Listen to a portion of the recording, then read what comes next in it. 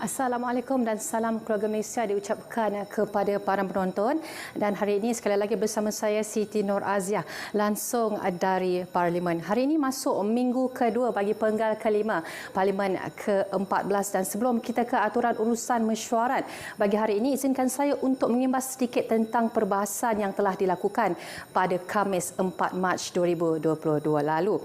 Dan yang pertama adalah berkaitan dengan penutupan akaun yang diumumkan oleh Menteri Kewangan Tengku Datuk Seri Zafrul Tengku Abdul Aziz, yang menyatakan bahawa bank mempunyai kuasa untuk menyekat sesuatu akaun itu jika ia didapati berkaitan dengan aktiviti-aktiviti jenayah. Dan juga dakwaan mengatakan bahawa Malaysia belum lagi menjelaskan hutang 1MDB adalah tidak benar kerana pembayaran faedah sudah pun dilakukan. Dan seterusnya adalah berkaitan dengan JKMP, di mana projek rintis itu yang dilaksanakan pada Februari 2021 hanya melibatkan beberapa buah negeri, dan pelaksanaan ke atas negeri lain ditangguhkan sehingga kajian berkenaan laporan dibentangkan. Dan juga terdapat 160 daripada sejumlah 6,755 projek yang dipantau oleh Unit Penerasan Pelaksanaan Jabatan Perdana Menteri ataupun ICU JPM yang dikategorikan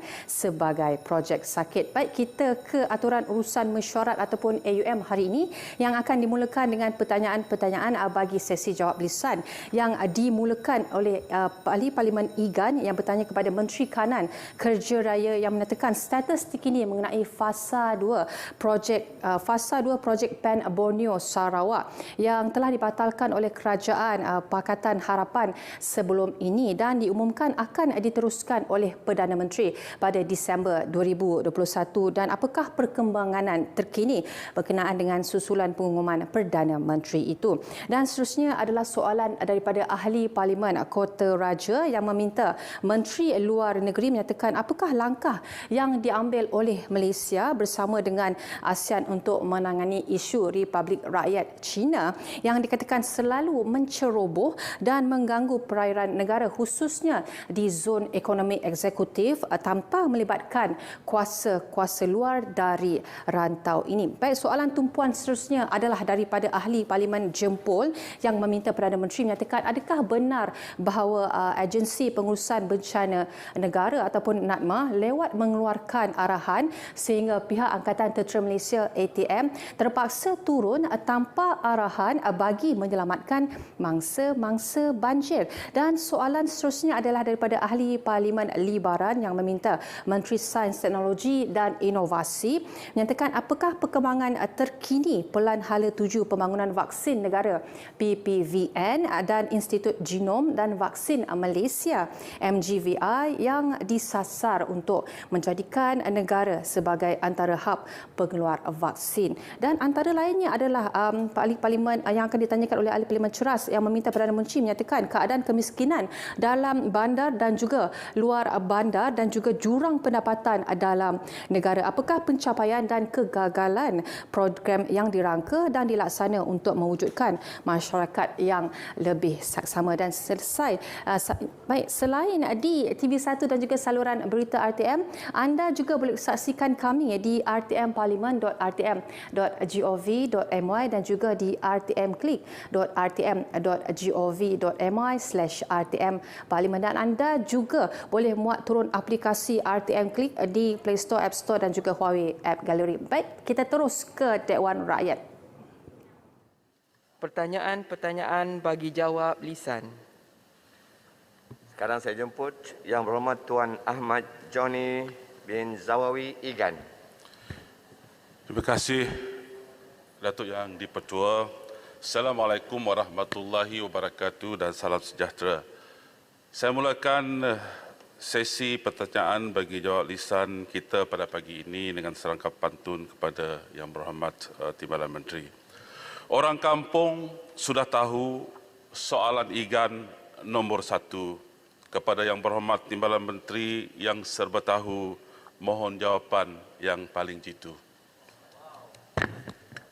Persilakan Menteri Kanan Kerja Raya atau timbalannya untuk menjawab. Selamat pagi dan salam sejahtera. Terima kasih Yang di-Pertua. Saya mohon izin untuk menjawab soalan ini. bersekali dengan soalan-soalan yang berikut kerana ia menyentuh isu yang sama, iaitu berkenaan dengan pelaksanaan projek Lebuh Raya Pen Borneo Sarawak, iaitu daripada YB Igan yang dijadualkan pada 10 Mac 2022 dan YB Sarikeh yang dijadualkan pada 22 Mac 2022. Untuk makluman ahli yang berhormat, daripada keseluruhan fasa 1 projek Lebuh Raya Pen Borneo Sarawak sepanjang 786 km, status pelaksanaan sehingga Januari 22 adalah 78% siap, di mana beberapa pakej dan seksyen telah dibuka untuk pengguna jalan raya seperti berikut.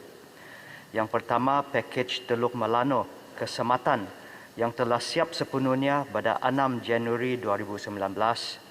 Seksyen Julau bagi pakej kerja 07 Persimpangan Bintangor ke Persimpangan Julau telah siap pada 28 Oktober 2021. Seksyen Serian bagi pakej kerja 03 Bulatan Serian ke Balai Ringin yang telah siap pada 4 Disember 2021 dan seksyen Niabau bagi pakej kerja 10 Simpang Niabau ke Sungai Tanggap telah siap pada 26 Januari 2022. Seperti yang dinyatakan sebelum ini, tarikh siap keseluruhan projek Lebuh Raya Pen Borneo Sarawak fasa 1 mengikut terma-terma kontrak adalah pada penghujung tahun 2022.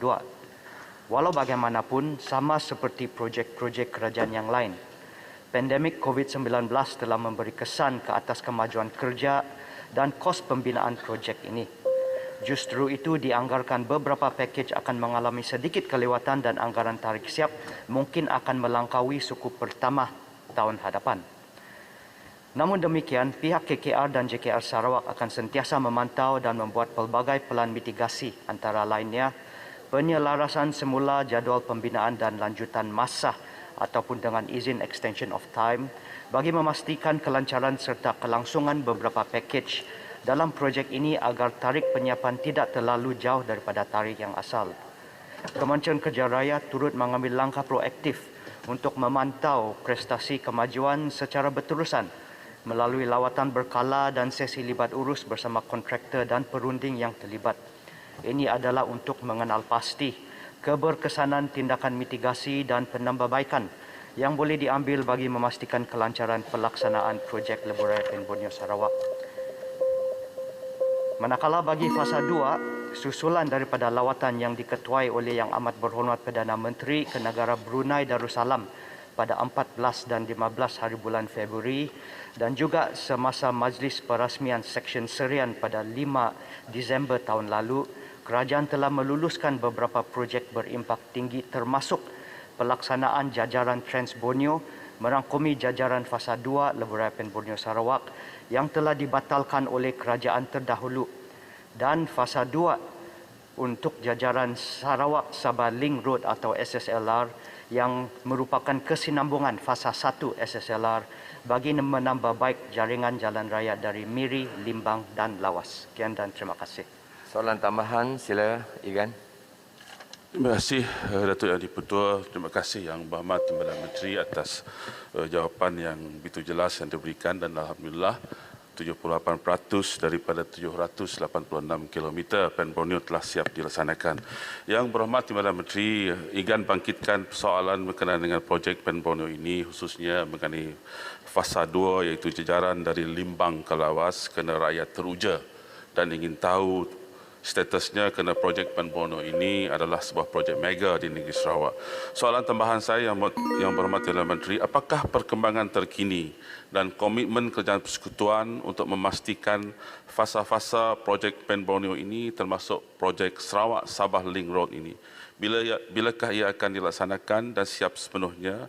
Dan saya ingin juga tahu adakah pelaksanaan projek Pen Borneo ini dan projek SSLR ini akan meningkatkan nilai Road Development Index dengan izin di negeri Sarawak, kerana jika berdasarkan Road Development Index, negeri Sarawak amat ketinggalan berbanding dengan negeri-negeri lain di semenanjung Malaysia. Terima kasih. Betul. Sila, Perdana Menteri. Ya, 1 minit. Terima kasih YB Igan. Fasa 2 Lebuh Raya Pen Borneo Sarawak termasuk juga SSLR dan juga Trans Borneo merupakan projek yang berimpak tinggi dan kerajaan akan memberi komitmen untuk mengutamakan jajaran ini di mana objektifnya adalah untuk melancarkan trafik tanpa melalui negara Brunei Darussalam. Untuk makluman ahli yang berhormat, projek ini untuk fasa 1 dari Lawas ke persimpangan Long Kopeng kini sudah dalam fasa pembinaan. Dan cadangan pelaksanaan projek bagi fasa 2 telah mendapat kelulusan secara prinsip berdasarkan mesyuarat Kabinet pada 4 Mac tahun ini. Dan kedua-dua projek tersebut dijangka akan bermula pada tahun ini dan siap sepenuhnya pada 2028. Berkaitan pula dengan Road Development Index, projek ini memang akan meningkatkan Road Development Index. Antara sebab kenapa Road Development Index di Sabah dan Sarawak adalah rendah berbanding dengan Semenanjung adalah kerana di Semenanjung kawasan dia kecil dan penduduk dia padat. Tapi di Sabah dan Sarawak kawasan dia luas dan penduduk dia berselerak. Tetapi melalui projek mega seperti ini ia akan melancarkan trafik dan akan meningkatkan Road Development Index dalam masa yang akan datang. Sekian dan terima kasih. Terima kasih Timbalan Papar. Menteri. Soalan tambahan kedua, saya jemput Yang Berhormat Papar. Terima kasih Datuk Yang di-Pertua. Ya, memang orang Papar dan juga orang-orang Sabah mengeluh-ngeluhkan projek Pan Borneo. Tetapi apa yang kita lihat di Sabah ini, projek Pan Borneo begitu lambat. Tapi yang paling baru-baru ini saya mendapat aduan daripada orang-orang Kampung Kawang di mana mereka ini katanya tiap-tiap hari membazir minyak. Kenapa membazir minyak? Katanya sepatutnya kerajaan harus peka dengan permohonan mereka iaitu untuk membuat U-turn di Kampung Kawang. Apa yang terjadi sekarang ini ialah U-turn mereka terpaksa menjalani ataupun untuk mendapatkan U-turn saja mereka terpaksa membuang minyak iaitu dalam jarak 4 kilometer.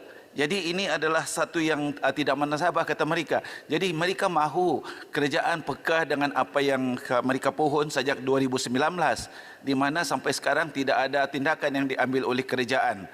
Maksudnya GKR ataupun penguasa Pan Borneo. Jadi mereka mahu supaya kerajaan dapat membuat sesuatu untuk mereka karena kalau tiap-tiap hari 4 kilometer dibuang begitu saja.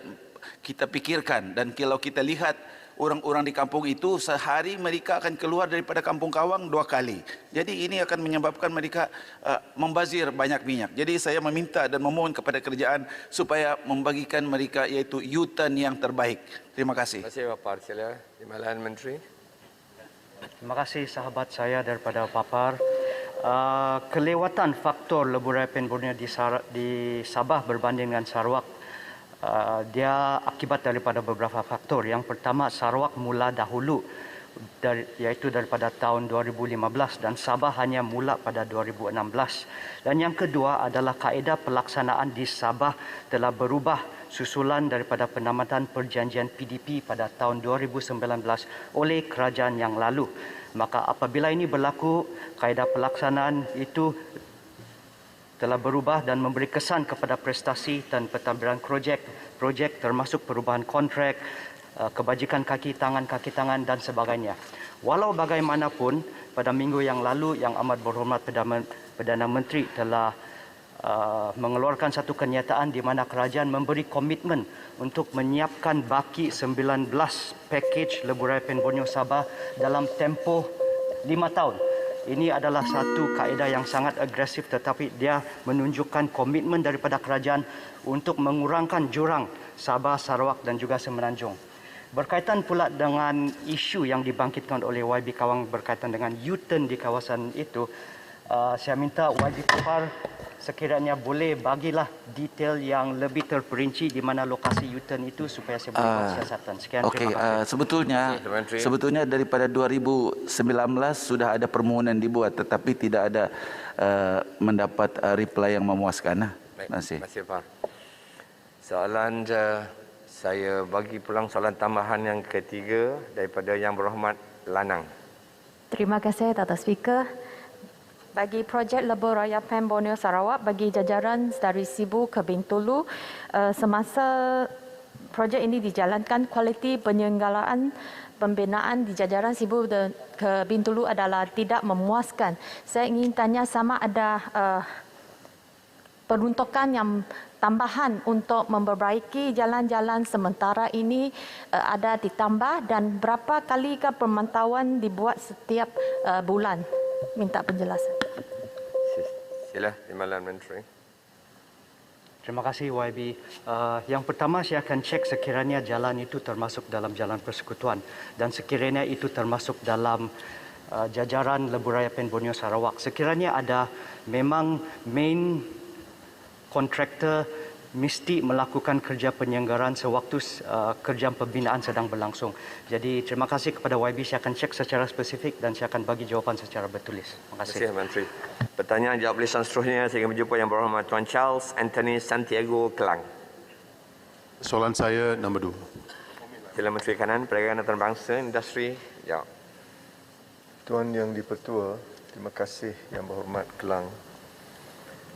Kajian analisa kos faedah atau dengan izin Cost Benefit Analysis CBA bagi mengenal pasti impak dan juga kesan daripada penyertaan Malaysia di dalam perjanjian komprehensif dan progresif bagi perkongsian Trans-Pasifik atau dengan izin CPTPP telah selesai pada bulan Februari 2020.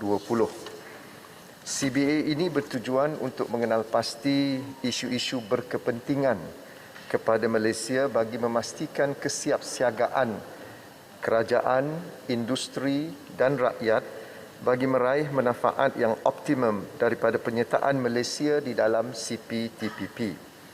Selain itu, CBA juga mengesyorkan penyelesaian yang bersesuaian bagi menangani sebarang isu atau kos yang mungkin timbul hasil daripada pelaksanaan CPTPP. CBA ini turut mengambil kira kesan pandemik COVID-19 termasuk keupayaan dan langkah-langkah yang boleh diambil oleh kerajaan selaras dengan perlembagaan persekutuan dan undang-undang negara tanpa melanggar mana-mana peruntukan dan komitmen di bawah CPTPP. Untuk makluman Ahli Yang Berhormat, kajian CBA akan dibentangkan untuk makluman Jemaah Menteri dalam masa terdekat. Susulan itu, seperti mana yang saya tegaskan dalam penggulungan di sesi Parlimen pada 7 Disember 2021, bagi tujuan ketelusan atau dengan izin transparansi, MITI akan memuat naik dokumen CBA ini ke laman sesawang MITI untuk makluman pihak yang berkepentingan. MITI juga merancang untuk mengadakan sesi libat urus dengan pemegang-pemegang taruh yang berkaitan untuk berkongsi dapatan CBA bagi memastikan semua pihak yang berkepentingan memahami dengan jelas hak dan obligasi Malaysia di bawah perjanjian CPTPP. Untuk makluman Ahli Yang Berhormat, terdapat 7 bab dalam CBA ini termasuk analisa sektoral yang terkandung di dalam bab 5 iaitu implikasi ke atas 14 sektor ekonomi utama. Manakala di dalam bab 6 pula, ianya meliputi dapatan tematik ataupun dengan izin thematic findings bagi 8 aspek yang terkandung di dalam perjanjian CPTPP. Terima kasih. Terima kasih. Menteri, sila Kelang, soalan tambahan pertama.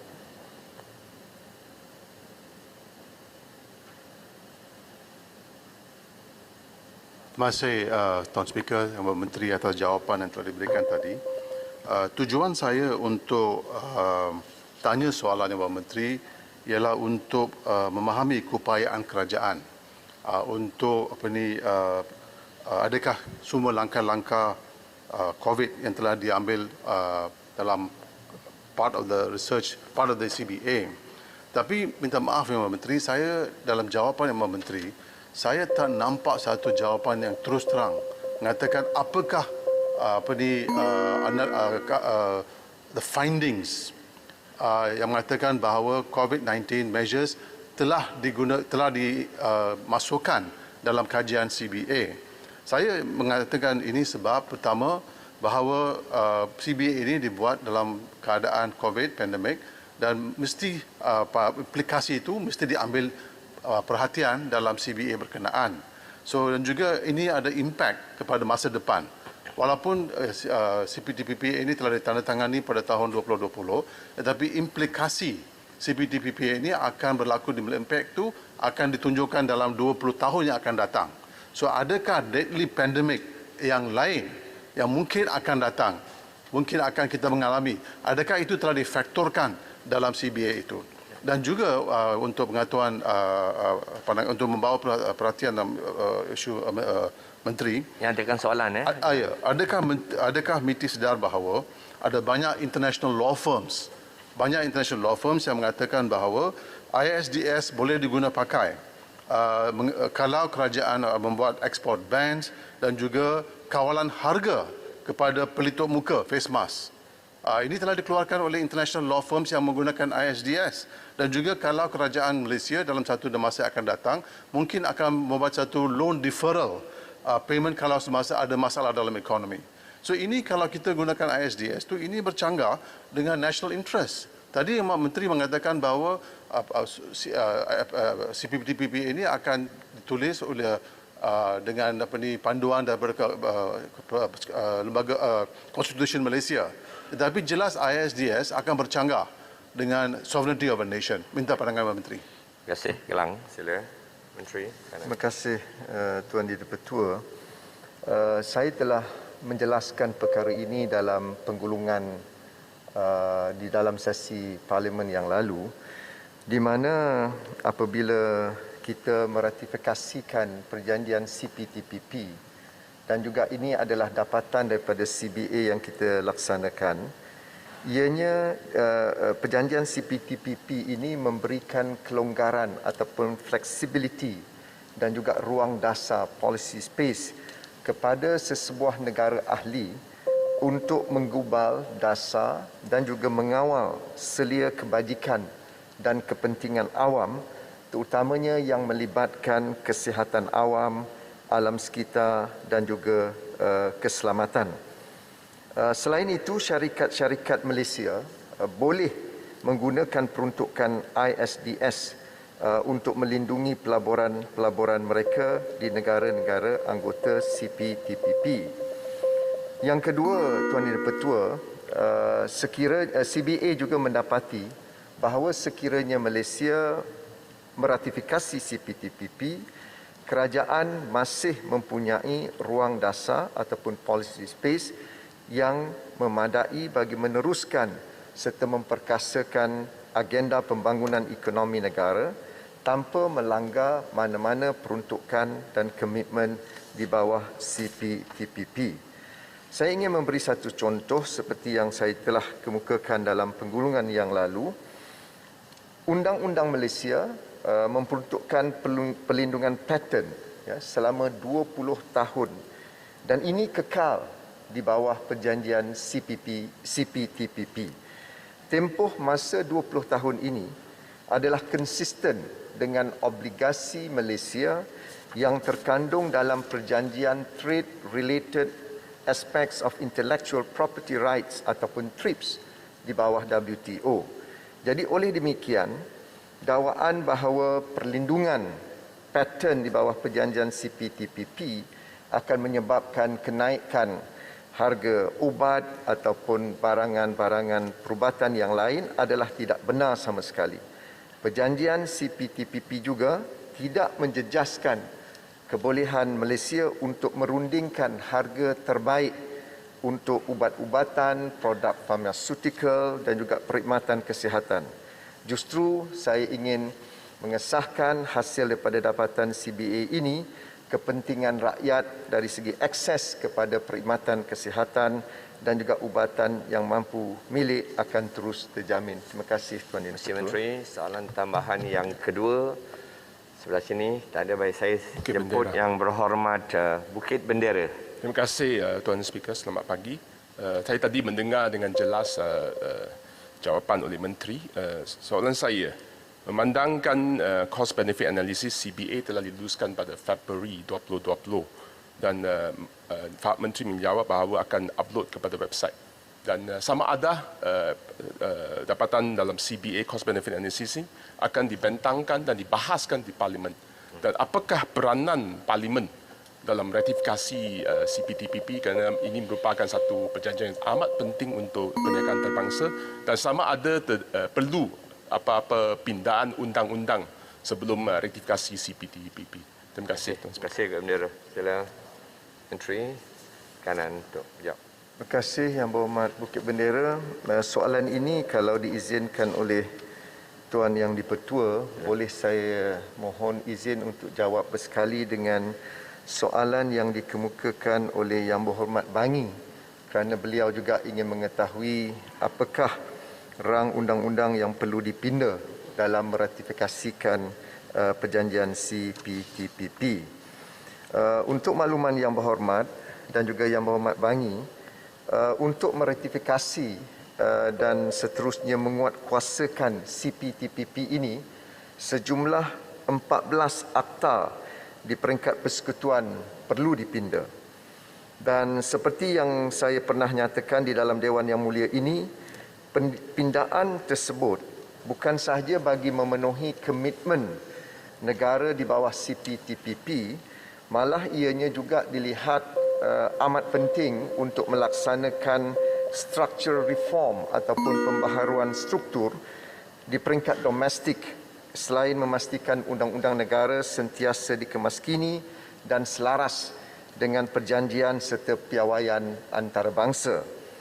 Sehingga kini, sebanyak 9 akta di bawah bidang kuasa Kementerian Sumber Manusia, Kementerian Perdagangan Dalam Negeri dan Hal Ehwal Pengguna dan Suruhanjaya Pencegahan Rasuah Malaysia telah dibentang dan diluluskan di dalam Parlimen.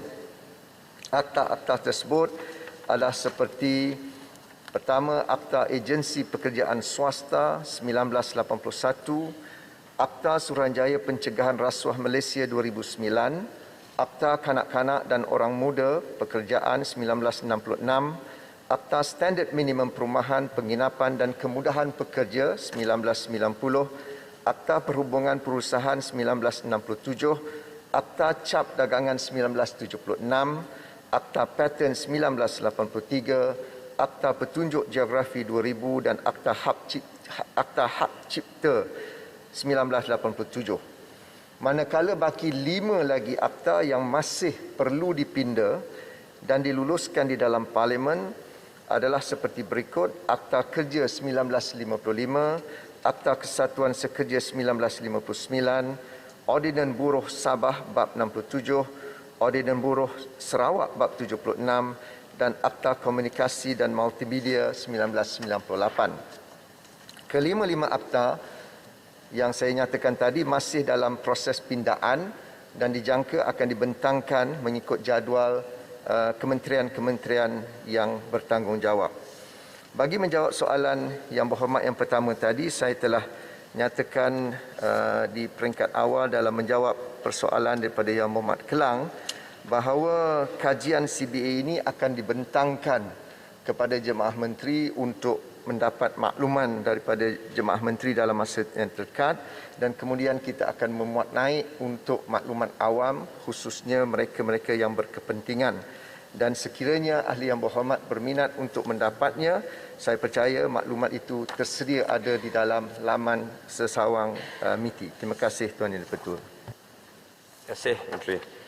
Pertanyaan jawab lisan seterusnya, saya ingin menjemput Yang Berhormat Kemaman. Tidak ada.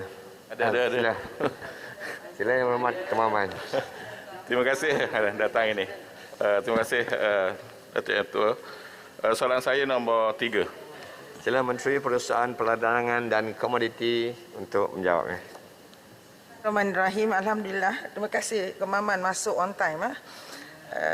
Alhamdulillah, Kemaman bertanya tentang menyatakan minta Kementerian Perusahaan Perdagangan dan Komoditi menyatakan perancangan terkini Kementerian berhubung dengan program biodiesel negara, memandangkan Indonesia telah melaksanakan program biodiesel B40 pada bulan lalu. Untuk pengetahuan YB Kemaman, Malaysia telah mula program biodiesel ni sejak tahun 2011. So 2011 kita telah bermula dengan B5 ya. So B5 kita telah buat di zon tengah. Zon tengah tu termasuk Putrajaya, Melaka, Negeri Sembilan, Kuala Lumpur dan Selangor, dan juga zon selatan Johor, zon utara Pulau Pinang, Perlis, Kedah dan Perak, dan zon 5 di zon timur adalah Pahang, Terengganu, Kelantan. Ini untuk B5 ya. Itu di antara tahun 2011 hingga 2014. So pada 2014 kita telah upgrade kepada B7. So B7 kita buat di Semenanjung pada November 2014, dan Disember B7 kita buat di Sabah, Sarawak dan Labuan. So untuk B10 Disember 12 kita telah buat secara berfasar seluruh Malaysia. So itu pada Februari 2019 mandatory sampai ke tahap B20 ya.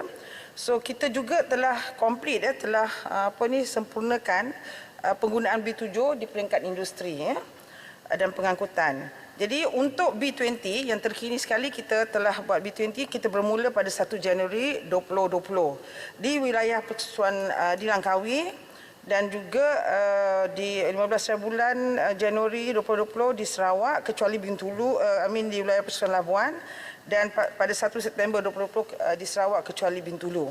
Jadi memang Indonesia telah menjalankan melaksanakan program biodiesel B40 pada bulan lalu, kerana keperluan Indonesia dengan Malaysia adalah berbeza. Kerana Indonesia adalah negara import minyak, kita bukan negara import minyak. Jadi untuk memastikan bahawa kegunaan minyak sawit yang dikeluarkan oleh Indonesia digunakan dalam adunan minyak, kerana ini akan membantu kegunaan petrol atau kegunaan minyak untuk pengangkutan di negeri Indonesia. Jadi oleh kerana itu mereka amat cepat melaksanakan program-program upgrading ataupun naik taraf pusat pengadunan biodiesel ini. Terima kasih. Sila Kemaman, soalan tambahan yang pertama. Terima kasih Tuan Haji Ketua dan Yang Berhormat Menteri di atas jawapan yang diberikan tadi. Malaysia berpotensi menghasilkan bahan api biojet menggunakan minyak sawit dalam industri penerbangan bagi menggantikan penggunaan petroleum. Saya percaya ini merupakan langkah yang terbaik dalam mengurangkan pencemaran udara selain dapat meningkatkan produktiviti minyak sawit negara. Soalan saya, apakah cabaran yang perlu diatasi bagi memastikan proses peralihan daripada bahan api konvensional kepada biojet yang berjalan dengan lancar? Terima kasih. Terima kasih, Mohon. Sila Menteri jawab soalan. KPPK amat komited untuk memastikan bahawa program biodiesel ini akan terus dinaik taraf, memandangkan ianya adalah satu keperluan untuk SDG dan juga untuk carbon emission ya, untuk greenhouse emission. Jadi oleh kerana itu baru-baru ini telah ada syarikat-syarikat yang telah memberikan proposal ataupun cadangan untuk membina pusat-pusat biojet fuel ini, iaitu di Pengerang, ada satu lagi di KK. Ketika ini masih lagi dalam peringkat research, kajian dan peringkat pembinaan perancangan infrastruktur dan sebagainya. Jadi kalau memandangkan produktiviti palm oil sawit Malaysia ini, insya-Allah akan dapat kita tambahkan. Jadi kemungkinan besar kita akan menjadi satu pemain industri yang mampu untuk mengadun minyak biojet fuel ini. Terima kasih. Soalan tambahan yang kedua, saya jemput sebelah sini ya. Merebuk, sila. Terima kasih Datuk Speaker. Soalan tambahan saya adalah kalau menurut jawapan sebelum ini pada 22 November 2021, Kementerian ada sebutkan bahawa pengeluaran biodiesel sawit bagi tahun 2019 adalah sebanyak 610,000 tan dengan nilai 1.6 bilion. Kemudian tahun 2020 379,000 tan ataupun RM 1.35 bilion. Manakala bagi tempoh Januari hingga September 2021 273,000 tan ataupun 1.37 bilion. Soalan saya, penggunaan biodiesel ni kita memang tahu seperti yang disebutkan oleh Kemaman tadi, dia tidak akan dia akan mengurangkan pelepasan debu dan juga asap. Dia tak ada masalah bila digunakan dalam kenderaan. Tetapi sejauh manakah sebab kita dasar kita di peringkat kerajaan boleh membantu lebih 650,000 pegawai kecil dengan kita betul-betul meningkatkan penggunaan biodiesel ini secara meluas. Terima kasih. Terima kasih Merbok. Sila Menteri. Terima kasih Merbok. Untuk penggunaan biodiesel ini di peringkat dalam negara, kita tidak perlu banyak supply ataupun keperluan untuk penambahan untuk production of our palm oil, minyak sawit.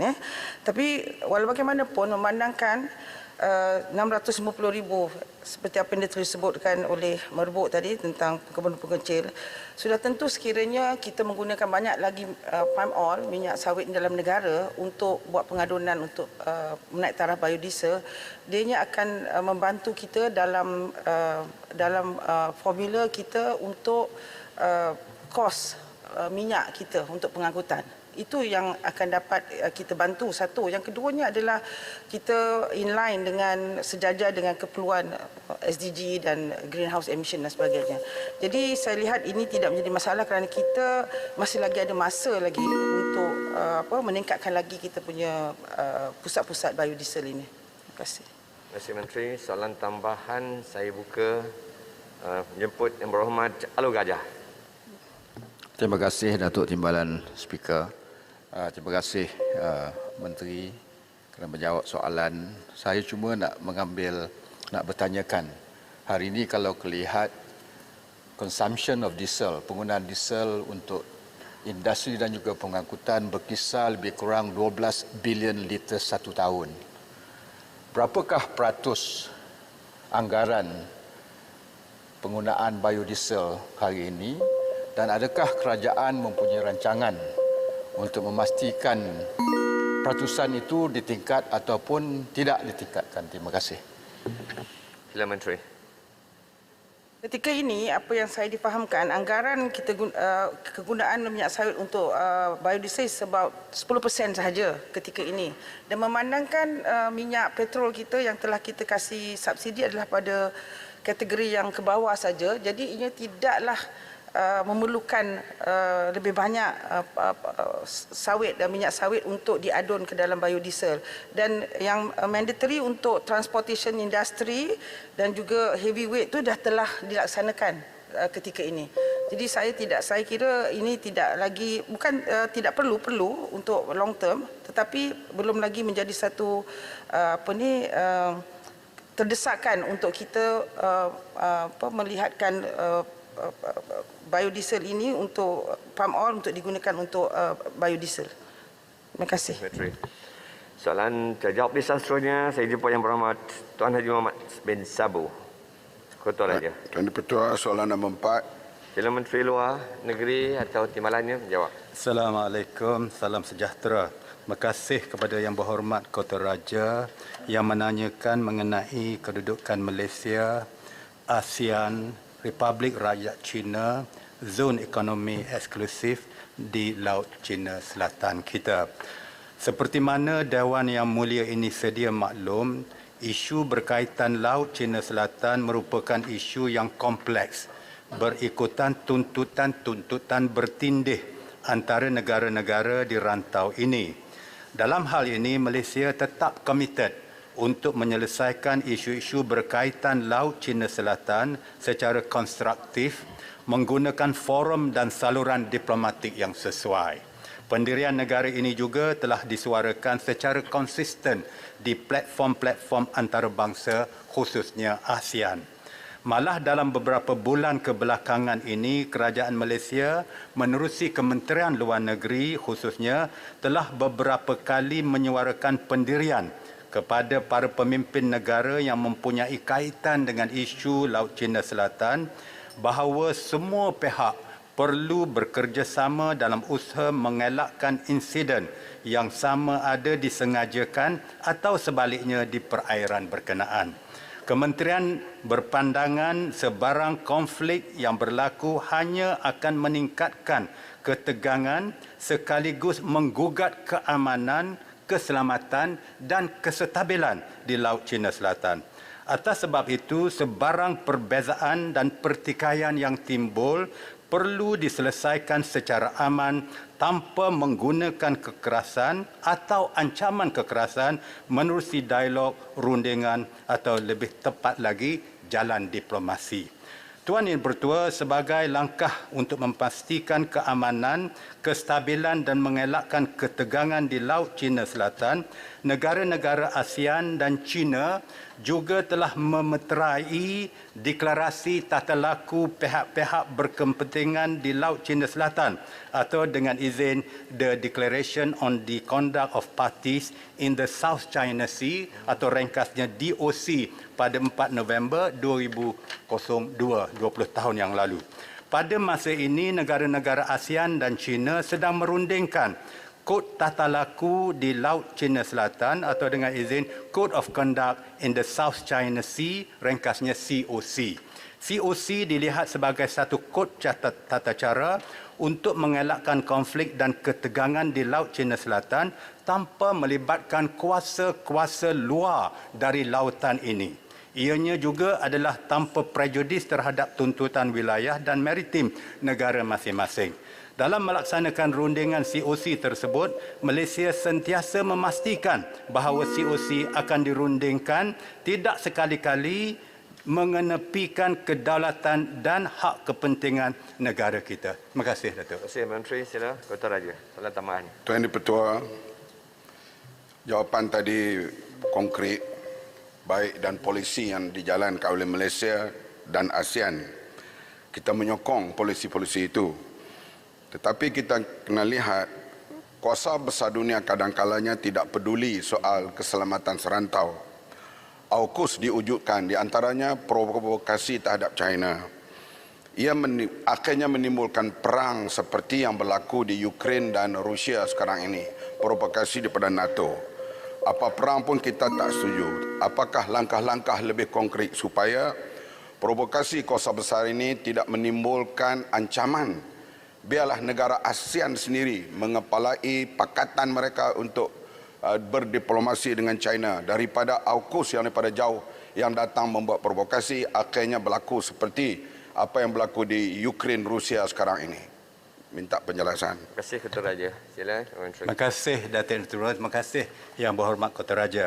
Kita sepandangan dalam konteks ini, kita menganggap bahawa sebagaimana jawapan asal dia tadi, iaitulah perkembangan pergolakan ataupun apa-apa tuntutan di rantau kita ini mestilah diselesaikan dalam konteks ASEAN dan negara-negara yang berkaitan. Konsep ASEAN Centrality ini kita ambil berat dan kita utamakan sebagai kaedah kita berdiplomasi dengan negara-negara lain termasuklah kuasa-kuasa besar itu. Apa-apa perjanjian di kalangan negara-negara di luar rantau kita adalah di luar daripada kuasa kita untuk memutuskan, tetapi apapun pendirian kita sebagaimana Yang Berhormat kehendaki tadi adalah sama, iaitu memastikan bahawa tidak ada penglibatan kuasa luar dalam menyelesaikan isu-isu berkaitan dalam rantau dan negara kita. Terima kasih, Datuk. Terima kasih, Menteri. Soalan tambahan kedua, saya jemput Yang Berhormat Sibuti.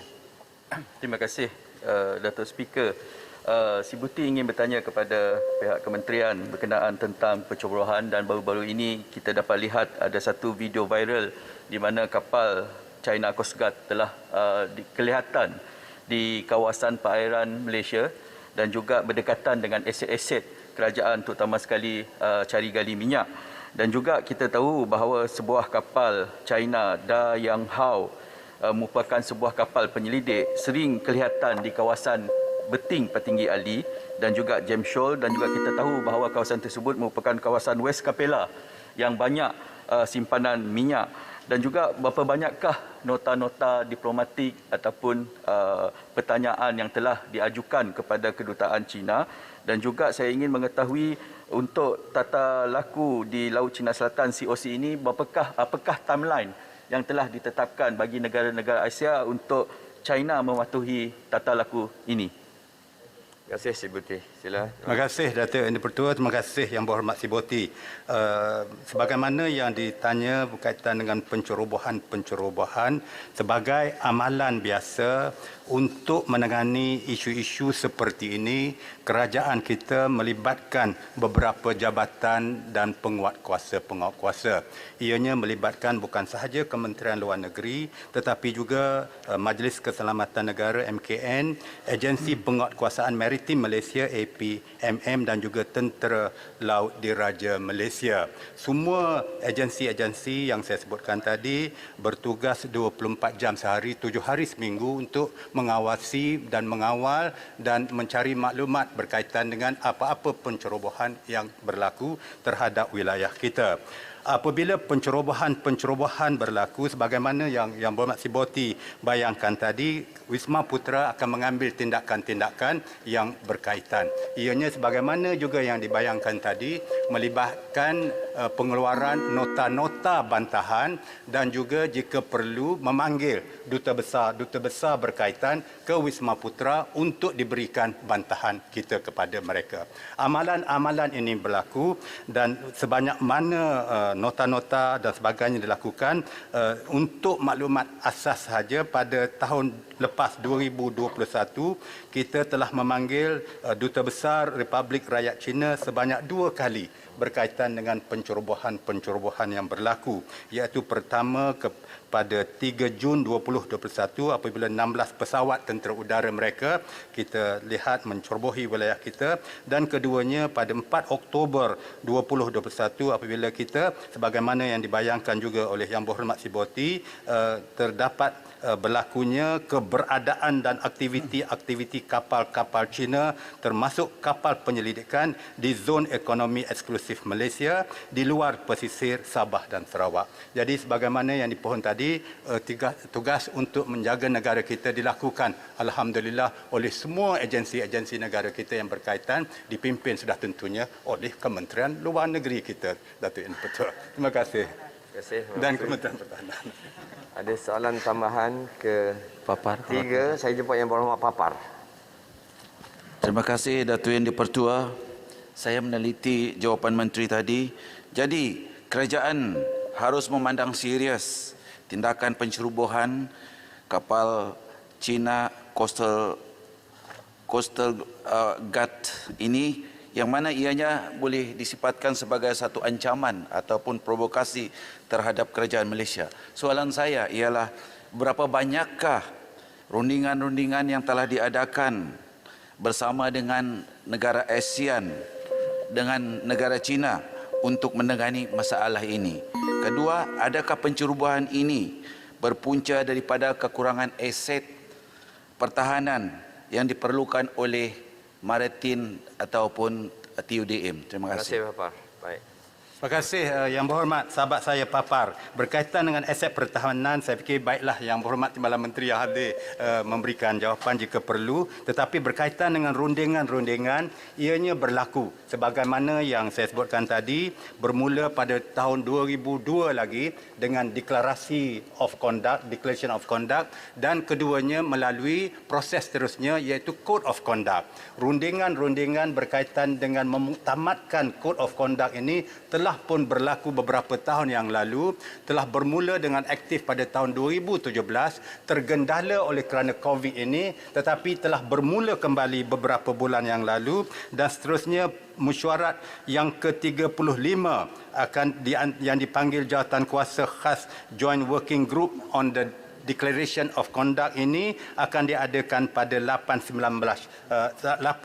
Mac yang akan datang ini. Jadi rundingan perbincangan berlaku dengan aktif, dan kalau pandemik ini menjadi endemik, ianya mungkin akan berjalan dengan lebih lancar lagi, Datuk Yang di-Pertua. Terima kasih, Menteri. Kalau Gajah nak, tak boleh dah. Peraturan kata 3 maksimum. Minta maaf. Pernah ada 4. Pertanyaan jawab lisan seterusnya saya jemput Yang Berhormat Jempol, tidak ada dalam Dewan. Saya jemput Yang Berhormat Tuan Karupea, anak lelaki Mutusami, Padang Serai. Terima kasih Datuk Timbalan Speaker. Saya mulakan dengan sebuah pantun. cantik bergaya, ramai berkenan. Kekal sehat, selalu bersenaman. Harap bersedia Timbalan Menteri Pertahanan. Saya tujukan khas soalan nombor 6. Terima kasih Timbalan Yang di-Pertua. Sila Menteri Kanan Pertahanan atau Timbalan jawab. YB, saya jawab di hujung sekali. Ya, bukan cantik, cantik. Bismillahirrahmanirrahim. Assalamualaikum warahmatullahi wabarakatuh. Salam sejahtera, salam keluarga Malaysia. Sebelum saya menjawab soalan lisan yang dikemukakan oleh sahabat saya yang berhormat Padan Serai, saya ingin mengajak semua ahli dewan yang mulia ini untuk mengingati peristiwa pencerobohan Tentera Sulu di Lahad Datu, Sabah, genap 9 tahun yang lalu. Semoga nama-nama pahlawan negara daripada Angkatan Tentera Malaysia dan Polis Diraja Malaysia yang terkorban dalam melaksanakan Ops Daulat pada Mac 2013 di Lahad Datu, Sabah akan sentiasa dicucuri rahmat dan segar terpahat dalam sejarah tanah air. Terima kasih saya ucapkan kepada Yang Berhormat Padan Serai yang saya tahu pernah berkhidmat dengan Angkatan Tentera Malaysia selama 21 tahun. Seorang yang cukup prihatin, cukup cakna kepada veteran serta masalah rakyat. Ahli bidang parlimen yang tinggi komitmennya. Tahniah YB Padan Serai.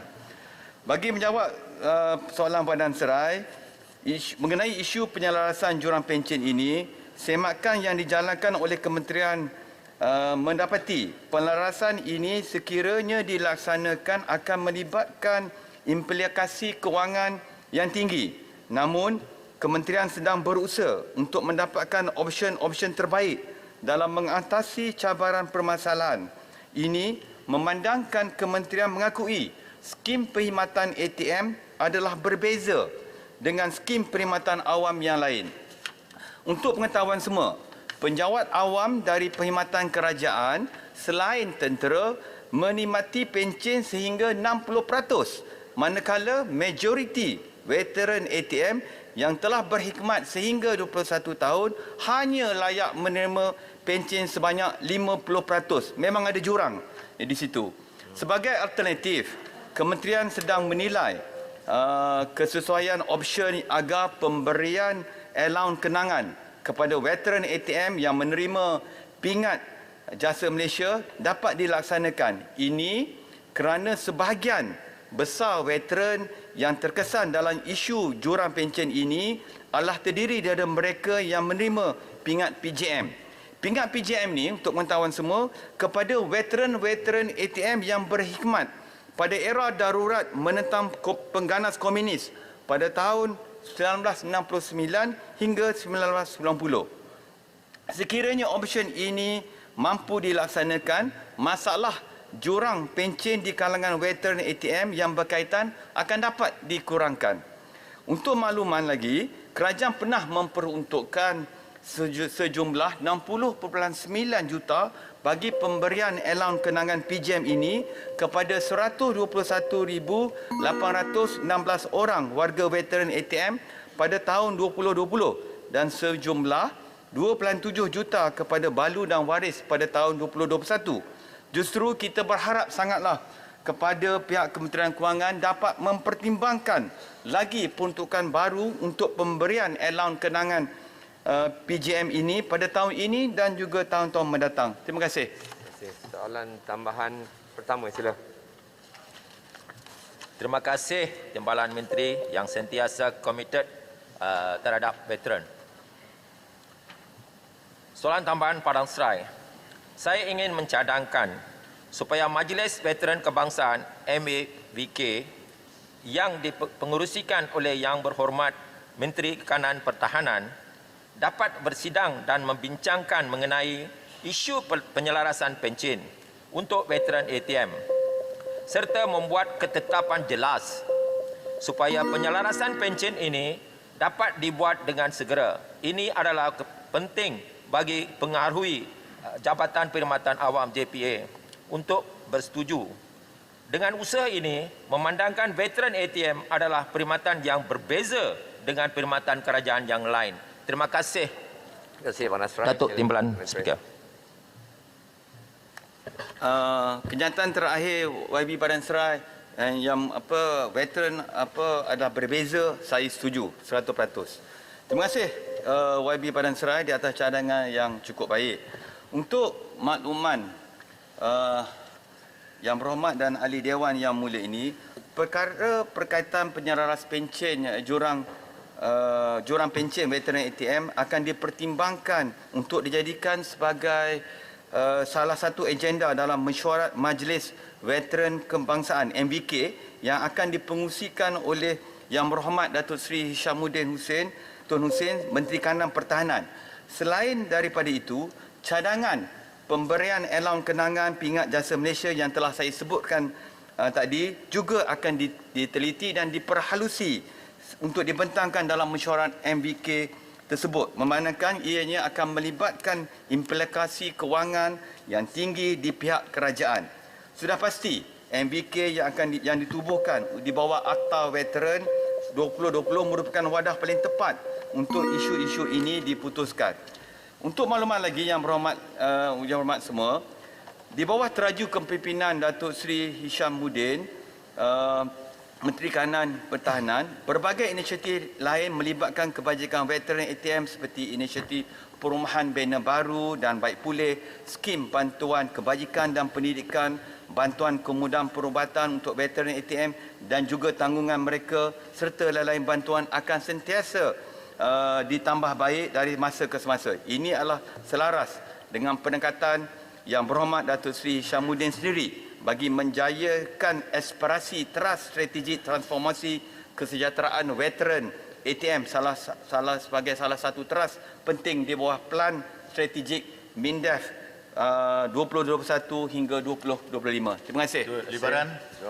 Soalan tambahan yang kedua, saya jemput yang berhormat sebelah sini, Libaran.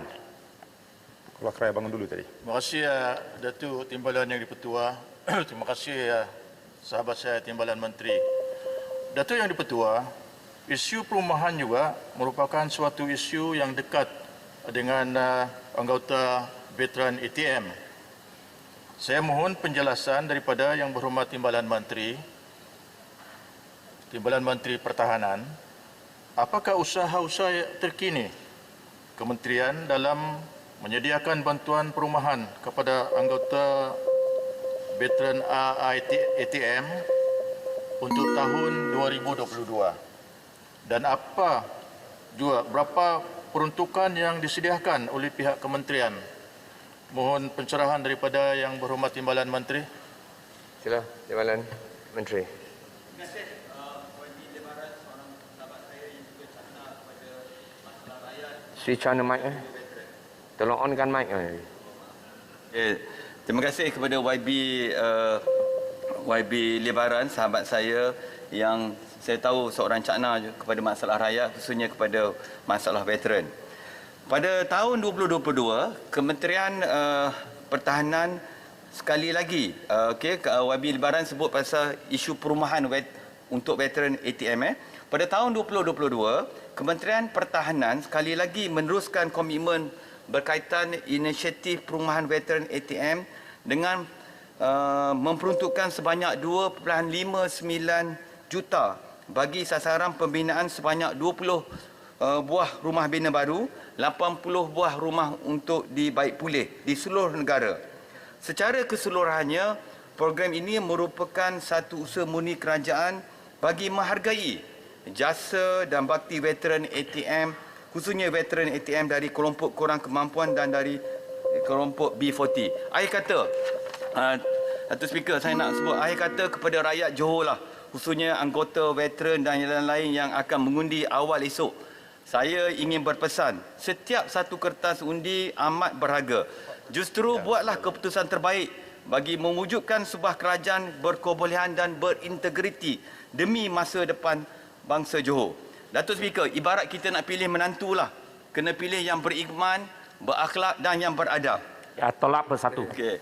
Debaran, saya nak jawab pantun kawan saya Padang Serai tadi. Debaran PRN Johor semakin terasa. Esok anggota tentera keluar mengundi. Demi bangsa Johor yang sejahtera, pilihlah calon dari parti berintegriti. Terima kasih. Terima kasih, Perdana Menteri. Saya buka soalan tambahan yang ketiga. Saya jemput Yang Berhormat Sungai Siput. Terima kasih Tuan Speaker mengizinkan Sungai Siput mengemukakan soalan tambahan yang ketiga.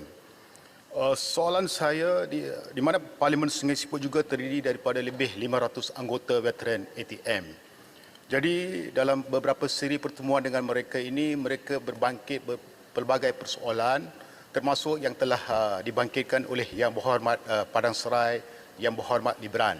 Jadi soalan yang dikemukakan oleh mereka adalah apakah status Yayasan Veteran Angkatan Tentera Malaysia dan kementerian manakah yang bertanggungjawab, sama ada Kementerian Pertahanan atau kementerian yang lain, dan berapa banyakkah wang yang terkumpul setakat ini dalam tabung Yayasan Veteran Angkatan Tentera Malaysia, serta saya juga nak tanya, adakah kerajaan menyediakan blueprint menyelesaikan permasalahan veteran Angkatan Tentera Malaysia khususnya kepada golongan B40 selepas tamat perkhidmatan mereka. Terima kasih Tuan Speaker. Terima kasih, Berhormat Sungai Siput. Saya jemput Timbalan Menteri. Ya. Terima kasih Sungai Siput. Seorang lagi, sebab isu veteran ni memang kita diakui lah, veteran-veteran ini banyak isu veteran, ya. Sebab tu saya kata veteran ni kita sebagai rakyat Malaysia, mereka dah banyak berkorban, berbakti, kita kena ambil berat dan cakna kepada mereka, ya. Kerana veteran ini berbeza, tapi namun harus diingati bahawa dalam semua kementerian, hanya Kementerian Pertahanan yang sahaja yang ada jabatan veteran. Okey, mengenai Yayasan Veteran ini di bawah siapa? Memang Yayasan Veteran ini di bawah MINDEF, malah di bawah KSU sendiri. Ya, di bawah jabatan kemudian masalah seperti apa? Yang kedua tadi yang lompat apa ni? Lampir susu alat-alat perubatan ni memang sebenarnya kita bagi berbagai-bagai bantuan seperti apa? Lampin, susu, alat-alat perubatan juga kita bagi kepada veteran-veteran yang tidak kemampuan dan juga kepada veteran yang uzur. Terima kasih. Soalan jawab lisan seterusnya saya ingin menjumpa Yang Berhormat Datuk Seri Panglima Hajah Azizah binti Datuk Seri Panglima Haji Muhammad Dun, Beaufort. Terima kasih Datuk Timbalan Yang di-Pertua. Soalan saya nombor 7. Terima kasih. Sila Menteri Kanan Kerja Raya atau timbalannya menjawab.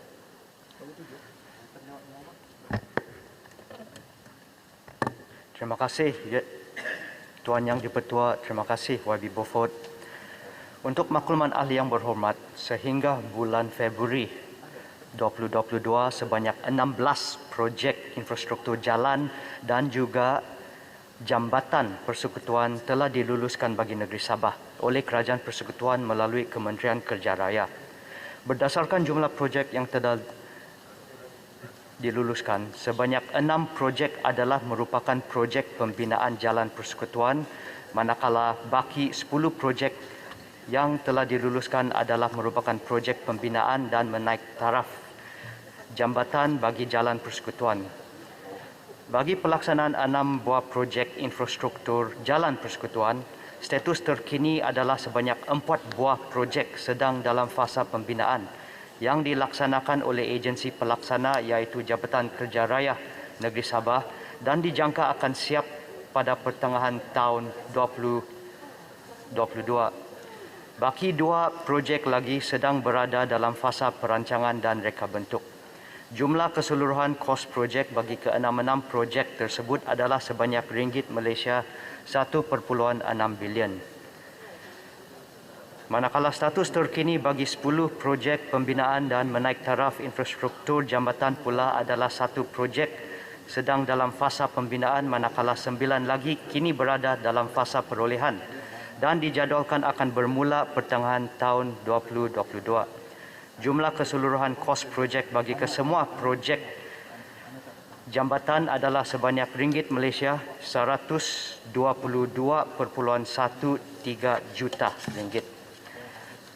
Selain itu, bagi pelaksanaan projek Lebuh Raya Pen Borneo Sabah pula, satu pakej yang baru yang melibatkan laluan dari Serusup ke Petiru Serusup ke Pituru, sepanjang 20.8 km telah diluluskan dalam RMK yang ke-12 sebagai kesinambungan kepada pelaksanaan 15 pakej kerja sepanjang 221 km yang kini dalam fasa pembinaan. Pakej kerja yang melibatkan kos berjumlah ringgit Malaysia 513 juta ini sedang dalam fasa perancangan dan dijangka akan ditender pada suku kedua tahun 2022. Sehubungan itu, sebanyak 16 pakej kerja yang telah komited pelaksanaan dia pada masa kini. Bagi memastikan semua projek yang dilaksanakan siap mengikut tempoh masa yang ditetapkan, Kementerian Kerja Raya telah melaksanakan beberapa kaedah pemantauan seperti yang pertama di peringkat kementerian, di mana kita mengadakan mesyuarat Majlis Tindakan Pembangunan Kementerian Kerja Raya dilaksanakan secara bulanan, dipengerusi oleh YB Menteri Kanan Kerja Raya atau KSU. Yang kedua, mengadakan mesyuarat koordinasi permasalahan kontrak ataupun CCP yang dipengerusikan oleh KSU berdasarkan keperluan. Dan yang ketiga, mesyuarat berkala bersama agensi pelaksana. Peringkat yang kedua adalah di peringkat agensi pelaksana, di mana mereka akan mengadakan mesyuarat teknikal, mesyuarat status kemajuan projek secara bulanan dan lawatan pemeriksaan dan pengauditan projek.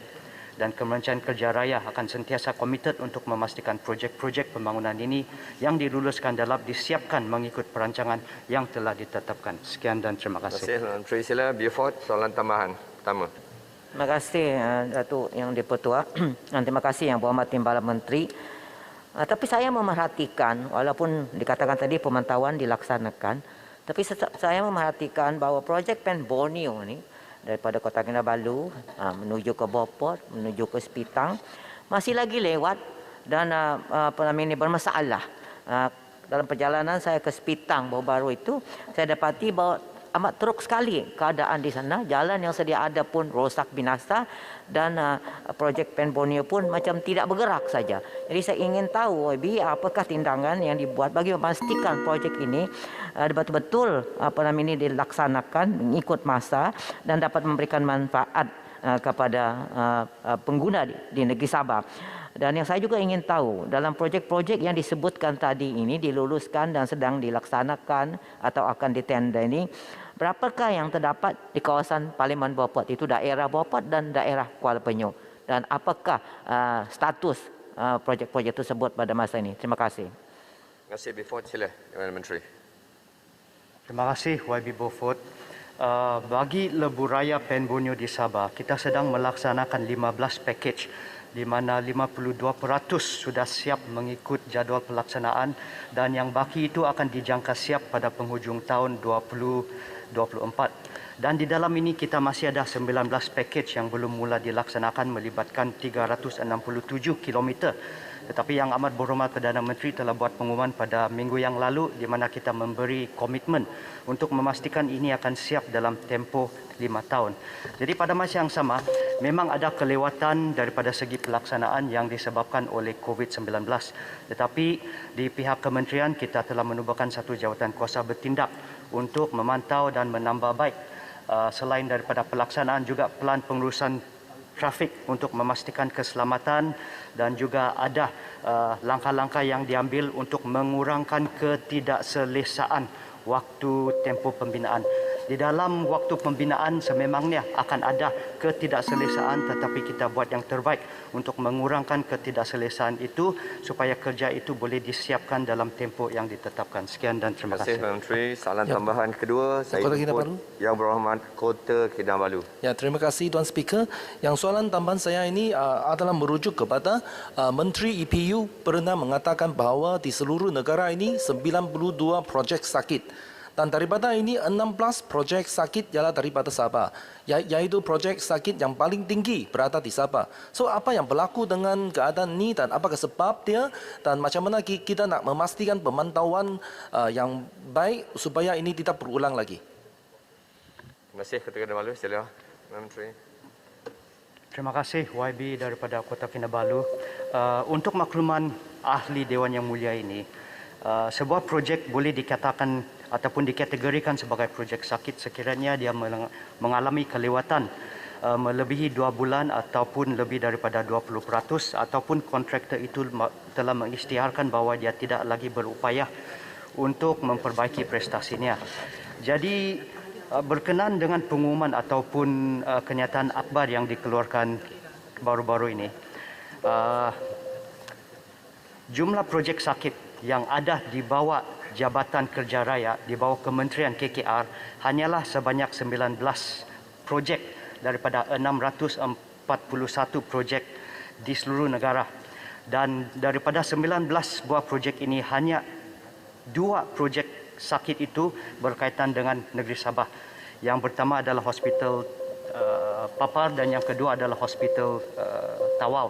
Jadi untuk langkah-langkah yang diambil oleh KKR, kita mengambil beberapa langkah seperti memantau prestasi kontraktor, menambah kekerapan untuk mesyuarat di tapak, membenarkan kerja diteruskan dalam tempoh berdenda ataupun LED, mempertimbangkan lanjutan masa sekiranya ada asas yang kukuh ataupun mengeluarkan surat amaran dan memulakan proses penamatan sekiranya perlu untuk mengangkat ke mesyuarat jawatan kuasa problem solving untuk kita sama-sama menyelesaikan masalah supaya projek itu walaupun sakit, objektifnya adalah untuk menyiapkan projek itu untuk keselesaan dan kesejahteraan rakyat dengan kos yang ditetapkan. Sekian dan terima kasih. Terima kasih, Menteri. Pertanyaan jawab lisan seterusnya, saya ingin menjemput Yang Berhormat penampang tidak ada dalam Dewan. Seterusnya, saya menjemput Yang Berhormat Datuk Zakaria bin Muhammad Idris Libaran. Assalamualaikum warahmatullahi wabarakatuh. Salam sejahtera. Terima kasih Datuk Timbalan Yang di-Pertua. Salam sejahtera dan selamat pagi kepada rakan-rakan saya berada di Dewan yang mulia ini. Soalan saya nombor 9. Sila Menteri Sains, Teknologi dan Inovasi atau Timbalannya menjawab.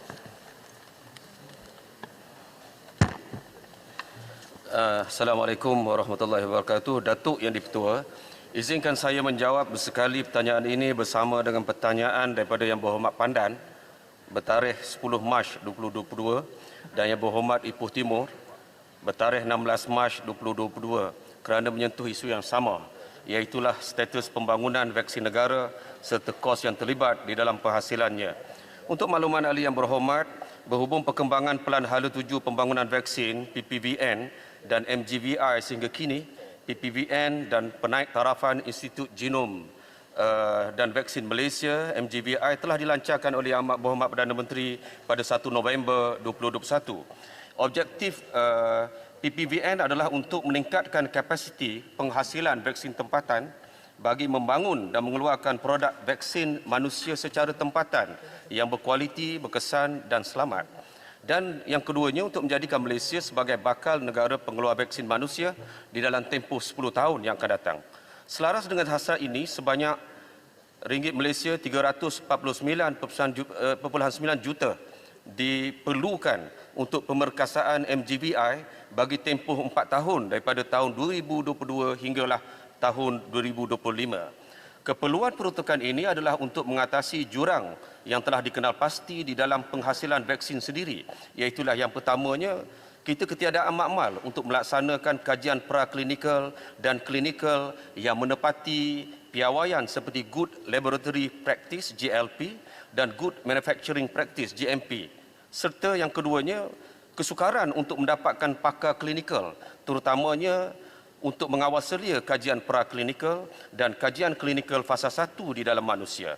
Pada ketika ini, mesti giat mengambil tindakan mengikut perancangan yang seperti berikut. Pertama, mewujudkan Pejabat Pengurusan Projek Pembangunan Vaksin Malaysia MVPO bagi menjayakan perancangan di dalam Pelan Hala 7 Pembangunan Vaksin dan menyelesaikan isu-isu yang berkaitan pembangunan vaksin. Yang kedua, memuktamadkan spesifikasi teknikal perolehan peralatan makmal bertaraf GLP dan GMP oleh MGVI. Yang ketiga, menyelaraskan pembangunan vaksin di peringkat R&D dan praklinikal bagi vaksin kolera dan vaksin untuk kanser leher dan kepala bagi memastikan ia dilaksanakan mengikut jadual. Dan yang keempat, pengenalpastian dan pelantikan pakar ataupun subject matter expert di dalam bidang vaksin. Selain daripada itu, Jawatan Kuasa Pemandu Pembangunan Vaksin Kebangsaan NESCOV yang dipengerusikan oleh Yang Berhormat Menteri Mosty serta mesyuarat pertama Kumpulan Kerja Sektoral Vaksin Malaysia MVSWG yang dipengerusikan oleh KSU MOSTI dan KSU KKM akan diadakan pada 10 Mac 2022. Peranan Nescov adalah untuk memastikan strategi dan inisiatif di bawah Pelan Hala Tuju Pembangunan Vaksin dilaksanakan dengan kemas dan teratur. Manakala MVSG berperanan untuk memantau dan menentukan hala tuju pelaksanaan keseluruhan strategi dan inisiatif Pelan Hala Tuju Pembangunan Vaksin Negara. Berhubung dengan status terkini pembangunan vaksin COVID-19, saya ingin menjawab pertanyaan Yang Berhormat Pandan dan Ipoh Timur terhadap perkembangan penyelidikan dan pembangunan vaksin keluaran negara. Untuk makluman ahli Yang Berhormat, di bawah Kementerian Kesihatan Malaysia terdapat 2 jenis vaksin COVID-19 sedang dibangunkan oleh IMR menggunakan peruntukan di bawah KKM dan Sukuk Prihatin di dalam lingkungan 3.4 juta ringgit Malaysia yang tertumpu kepada variant of concern yang terdapat di Malaysia. Yang pertama, vaksin yang dilemahkan. Yang kedua adalah vaksin mRNA. Sekiranya pembuktian konsep kedua-dua vaksin ini berjaya, pelaksanaan penghasilan vaksin ini mestilah dilakukan di dalam makmal yang telah diakreditasi sebagai JLP dan JMP. Di bawah MOSTI pula terdapat 2 projek pendidikan berkaitan COVID-19 yang dibiayai oleh MOSTI melalui MOSTI Combating COVID-19 Fund atau MECOF, dan yang kedua, 2 projek pendidikan di bawah Geram Pendidikan Strategik atau Strategic Research Fund. 2 pendidikan ini adalah pertama, Development of Modular Mucosal Vaccine Platform using generally regarded as safe bacteria against COVID-19, pembiayaan sebanyak 2.23 juta yang dilaksanakan di Universiti Malaya. Yang kedua, Construction of Recombinant Newcastle Disease Virus Expressing Receptor Binding Domain Protein of SARS-CoV-2 Virus as a Vaccine Candidate, yang ini pembiayaan sebanyak 2.7 juta. Yang ini sedang di dalam fasa praklinikal vaksinasi model haiwan. Bagi projek penyelidikan di bawah Geram Penyelidikan Strategic Research Fund, Development of an Oral Vaccine Against COVID-19 using an attenuated Vibrio cholera strain dengan pembiayaan sebanyak 1.57 juta disalurkan pada bulan Disember 2021. Dilaksanakan oleh Universiti Sains Malaysia bersama Universiti AIMS. Ini akan melaksanakan R&D calon-calon vaksin oral, biasanya cocok yang ini oral, untuk melawan COVID-19 menggunakan strain Vibrio cholera yang dilemahkan. Yang kedua, projek development of a vaccine pan coronavirus subunit vaccine dengan pembiayaan sebanyak 1.79 juta. Projek ini akan bermula pada tahun 2022 hingga tahun 2024 dan kini masih di dalam proses mencari calon-calon vaksin yang berkenaan. Terima kasih. Terima kasih Menteri. Sila libaran soalan tambahan yang pertama. Terima kasih Datuk Timbalan Yang Di-Pertua. Terima kasih atas jawapan Yang Berhormat Timbalan Menteri yang konkret dan terperinci. Kita semua sedia maklum bahawa inisiatif PPVN dan MGVI dapat meningkatkan lagi keyakinan ke atas penggunaan vaksin dan memberi kesan positif kepada sudut ekonomi, sosial dan teknologi. Maka pelaksanaan PPVN dan penubuhan MGVI ini juga dapat menghasilkan modal insan yang berkemahiran tinggi dalam pelbagai bidang pendidikan. Justru itu, walaupun pembangunan R&D merupakan satu pelaburan yang tinggi, soalan saya ialah minta Yang Berhormat Timbalan Menteri menjelaskan potensi berapakah pelaburan ini memberi pulangan jangka panjang dan memanfaatkan kepada rakyat di negara kita Malaysia ini. Terima kasih. Terima kasih Lebaran. Sila Timbalan Menteri. Pelan pembangunan vaksin ini akan memberikan manfaat kepada mereka-mereka yang di dalam bidang kepakaran yang mana yang telah dikenal pasti, termasuklah antara lain berkaitan dengan kepakaran di dalam pembangunan vaksin virus yang tidak aktif, inactivated, di dalam bidang kepakaran berkait dengan imunologi manusia, dan juga di dalam bidang kepakaran berkait dengan farmakologi klinikal, dan juga kepakaran JLP, JMP, bidang farmaceutical, pakar patologi dan sebagainya.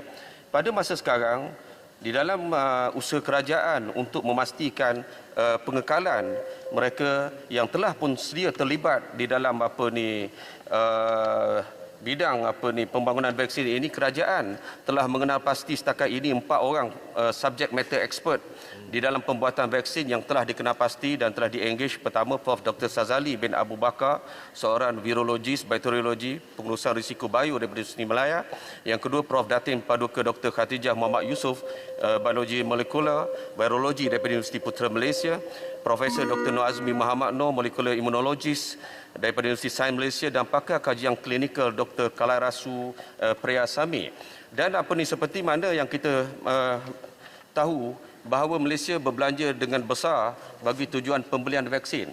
Dengan adanya pelan pembangunan vaksin ini, bukan sahaja dari segi penglibatan daripada pihak kerajaan, ia akan merangsang penglibatan pihak-pihak swasta yang sudah tentunya berminat di dalam menghasilkan vaksin secara tempatan ini. Dan antara lain, antara kelebihan yang ada di dalam inisiatif ini adalah tentang potensi untuk melibatkan daripada awal proses penghasilan vaksin yang mengenal pasti aspek-aspek berkait dengan halal dan sebagainya, yang mana kita tahu bahawa pasaran bagi vaksin halal ini adalah besar. Terima kasih. Terima kasih, Menteri. Ulang Tanya soalan yang tambahan yang kedua, tadi disebut Pandan dan Ipoh Timur, sehingga saya berikan peluang kepada Yang Berhormat Ipoh Timur. Terima kasih Datuk Timbalan. Yang ketiga, kalau kerai. Ya, terima kasih Datuk Speaker. Datuk Speaker, 2 soalan tambahan daripada saya. Nombor 1, saya nak tanya bahawa pelan hala tuju pembangunan vaksin negara ini pada masa sekarang hanya tertumpu kepada vaksin COVID-19 atau juga termasuk vaksin-vaksin yang lain. Dan nombor 2, saya menyemak makluman lama sebelum ini yang mana Menteri Mosty benar menyatakan bahawa vaksin COVID-19 akan disediakan dalam masa 10 tahun. Tetapi ada satu lagi kenyataan daripada pengarah IMR iaitu Tahir Aris yang menyatakan bahawa COVID-19 vaksin akan disediakan pada tahun 2024. So saya nak tanya 2024 ataupun dalam masa 10 tahun seperti yang dinyatakan oleh Menteri Mosty. Terima kasih. Terima kasih Ipoh Timur. Sila. Seperti mana yang pernah dijelaskan sebelum ini dan di dalam jawapan saya menyebut bahawa pelan pembangunan vaksin ini tidak terhad semata-mata bagi tujuan penghasilan vaksin COVID-19 semata-mata, tetapi juga melibatkan kapasiti secara umumnya bagi membolehkan Malaysia menghasilkan vaksin manusia secara tempatan, kerana setakat ini kita cuma mempunyai kapasiti untuk menghasilkan vaksin haiwan saja. Jadi maka di dalam jawapan yang telah saya sebutkan tadi, selain daripada vaksin COVID-19, termasuk yang telah disebut adalah vaksin berkait dengan kanser leher dan yang dijawab tadi. Jadi setakat itu adalah antara vaksin yang sedang dibangunkan sekarang. Dan selain daripada itu juga melihat kepada vaksin-vaksin yang diberikan dengan kaedah yang berbeza. Seperti mana yang kita ketahui, antara yang menjadi ketakutan rakyat antara lain takut kepada jarum ni, takut kepada suntikan. Maka antara pembangunan yang sedang dibangunkan adalah termasuk juga pemberian vaksin secara oral dan juga secara nasal spray. Dan yang disebut tadi berkaitan dengan tempoh 10 tahun adalah dari segi pembangunan kapasiti, adalah supaya di dalam tempoh 10 tahun kita ada kapasiti untuk menghasilkan sepenuhnya dari segi pengeluaran vaksin secara tempatan. Dan kandidat untuk vaksin seperti mana yang telah disebut tadi, ada beberapa yang telah pun melepasi fasa praklinikal. Selepas ini dia akan ada ujian kepada terhadap manusia, dan insya-Allah kalau melihat kepada tahap kajian yang telah dilaksanakan itu, dalam tahun 2024 kita ada calon untuk vaksin COVID-19 yang pertama. Terima kasih. Terima kasih Menteri. Tambahan 3. Saya nak teruskan dengan soalan jawab lisan seterusnya yang menjemput Yang Berhormat Tuan Tan Kok Wai Ceras. Terima kasih Tuan. Soalan saya nombor 10. Sila Menteri di Jabatan Menteri jawab. Assalamualaikum warahmatullahi wabarakatuh. Salam sejahtera. Terima kasih Datuk Yang di-Pertua. Untuk Parlimen yang berhormat, kadar kemiskinan negara telah menurun dengan ketara berbanding dengan 5 dekad yang lalu. Kadar kemiskinan mutlak peringkat nasional turun daripada 49.3% tahun 70 kepada 5.6% pada tahun 2019. Kadar miskin di bandar turun daripada 21.3% kepada 3.8% dalam tempoh yang sama. Manakala kadar kemiskinan luar bandar turun daripada 58.7% kepada 12.4%. Datuk Yang di-Pertua, di samping itu pekali Gini berjaya dikurangkan daripada 0.513 kepada 0.407 dalam tempoh yang sama.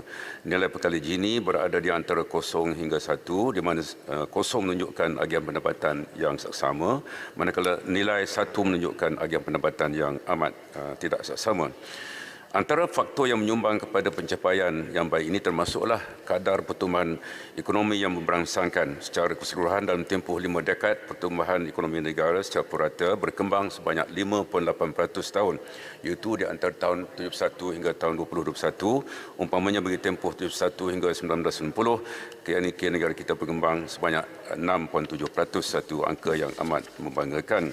Kedua, dasar ekonomi baru yang memberi tumpuan kepada antara lain membasmi kemiskinan tanpa mengira kaum. Ketiga, penumbuhan institusi seperti MARA, UDA, Perbahanan Kemajuan Ekonomi Negeri, FELDA, FELKRA yang telah menyokong pembangunan taraf sosioekonomi putra, antaranya dalam meningkatkan peluang pekerjaan, pendidikan dan keusahawanan. Datuk Yang di-Pertua, namun di sebalik pencapaian tersebut ada beberapa isu dan cabaran yang masih wujud dalam negara kita, di antaranya kelompok miskin masih wujud di kalangan tertentu, kumpulan tertentu ataupun kawasan tertentu, terutamanya di kawasan projek perumahan rakyat dalam bandar, di kawasan orang asli dan kawasan pedalaman di luar bandar. Yang pertama. Yang keduanya, pampasan kepada pekerja ataupun compensation for employees dari keseluruhan pendapatan kepada keluaran dalam negara kasar di Malaysia masih rendah, iaitu 37.2% berbanding di beberapa buah negara maju sekitar 50%. Ini berkaitan dengan gaji dan upah yang rendah. Yang ketiga ialah ketidaksamaan pembangunan antara wilayah dan negeri serta kawasan bandar dan luar bandar terus wujud.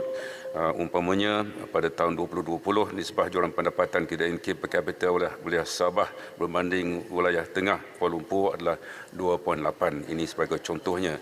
Datuk Yang di-Pertua, selain itu penularan pandemik COVID-19 telah memberi impak yang besar kepada pendapatan isi rumah, dan seperti telah dimaklumkan dalam Dewan ini, pada tahun 2020 kadar kemiskinan meningkat kepada 8.4% dan pekali Gini telah meningkat daripada 0.407 hingga kepada 0.411. Saya ingin maklumkan Dewan ini juga bahawa Jawatan Perangkaan akan menyemak semula kadar kemiskinan. Kalau pada Ministeri Peringkat Nasional, pendapatan garis kemiskinan PJK ialah 2208 bagi satu keluarga household, dan bagi miskin tegar ialah 1169 bagi satu household, dan angka ini akan disemak dan dijangka pada suku pertama tahun depan akan dipindah sewajarnya. Saya nak maklumkan juga bahawa kerajaan dalam tempoh rancangan Malaysia ke-12 mempunyai komitmen tinggi untuk menghapuskan miskin tegar. Miskin tegar ini pendapatan puratanya 1169 satu isi rumah. Kita komited untuk hapuskan miskin tegar menjelang tahun 2020 di bandar dan luar bandar melalui pendekatan baharu yang holistik, yang komprehensif, yang lebih berkesan insya-Allah. Terima kasih Datuk Yang di-Pertua. Menteri, sila soalan tambahan yang bertabung ceras. Terima kasih Tuan di-Pertua. Esok 8 hari bulan Mac adalah Hari Wanita Antarabangsa, iaitu hari yang menyumbangkan menghargai sumbangan dan pengorbanan wanita sedunia, termasuklah Malaysia lah. Walaupun hari ini penting, tapi kita pun sedar bahawa diskriminasi ekonomi terhadap wanita di negara kita ini masih berlaku dan terus melebar. Soalan saya, apakah usaha kerajaan untuk merapatkan jurang pendapatan antara golongan lelaki dan wanita supaya wanita dapat keluar dari kancah kemiskinan bandar dan luar bandar. Terima kasih. Terima kasih Yang Berhormat. Silakan Yang Menteri. Datuk Yang Ketua, terima kasih Yang Hormat Ceras mengikut kajian yang dibuat oleh pihak Bank Dunia. Ada 4 kajian miskin bandar. Antara yang paling teruk terkesan semasa COVID ni ialah ketua-ketua isu rumah yang diketuai ataupun isu rumah yang diketuai oleh wanita, ya, dan juga ibu tunggal. Kerajaan sedar tentang perkara ini dan Yang Hormat juga membuat rujukan kepada jurang pendapatan ataupun gaji dan upahan yang jauh berbeza antara lelaki dengan perempuan. Kita sedia maklum, yang pertamanya kalau di bandar memang kajian menunjukkan bahawa yang terkesan teruk di bandar apabila COVID ini melanda kita ialah wanita. Yang kedua, memang ada perbezaan antara gaji wanita dengan lelaki secara keseluruhannya. Umumnya tidak ada perbezaan. Kalau kita lihat secara spesifik dalam kerajaan, kita tak membezakan gaji wanita dengan lelaki. Dalam swasta pun begitu juga. Cumanya oleh kerana wanita sebagian besar mereka berada di kumpulan pekerjaan yang lebih rendah pendapatannya. Begitulah yang menyebabkan secara puratanya gaji upahan wanita rendah berbanding dengan gaji upahan lelaki. Berkaitan dengan miskin bandar tadi, insya-Allah kita bermula bulan April ini, kita akan dengan izin roll out satu program untuk menangani miskin tegar, dan kita telah memilih beberapa kawasan di BKL, ya, khusus untuk miskin tegar, dan kita dapati bahawa di beberapa PPR memang bilangan isi rumah yang diketuai oleh wanita itu tinggi, dan pendekatan khusus yang holistik yang baru akan diperkenalkan dengan kerjasama semua pihak, termasuklah CSO, pihak universiti dan juga Dewan Bandaraya Kuala Lumpur dan Kementerian Belah Persekutuan. Ini akan kita laksanakan memulakan penghujung bulan April akan datang. Dengan kaedah ini, maka miskin tegar di kalangan ketua isu rumah yang diketuai oleh wanita ini kita harap dapat dihapuskan menjelang tahun 2025. Terima kasih. Terima kasih. Soalan tambahan. Silakan Beaufort. Maaf, saya kena sebelah sini. Tan Sri Yang Dipertua. Saya ucapkan sabaslah kerana ada tindakan untuk menangani masalah miskin tegar, terutamanya di kawasan Kuala Lumpur ini.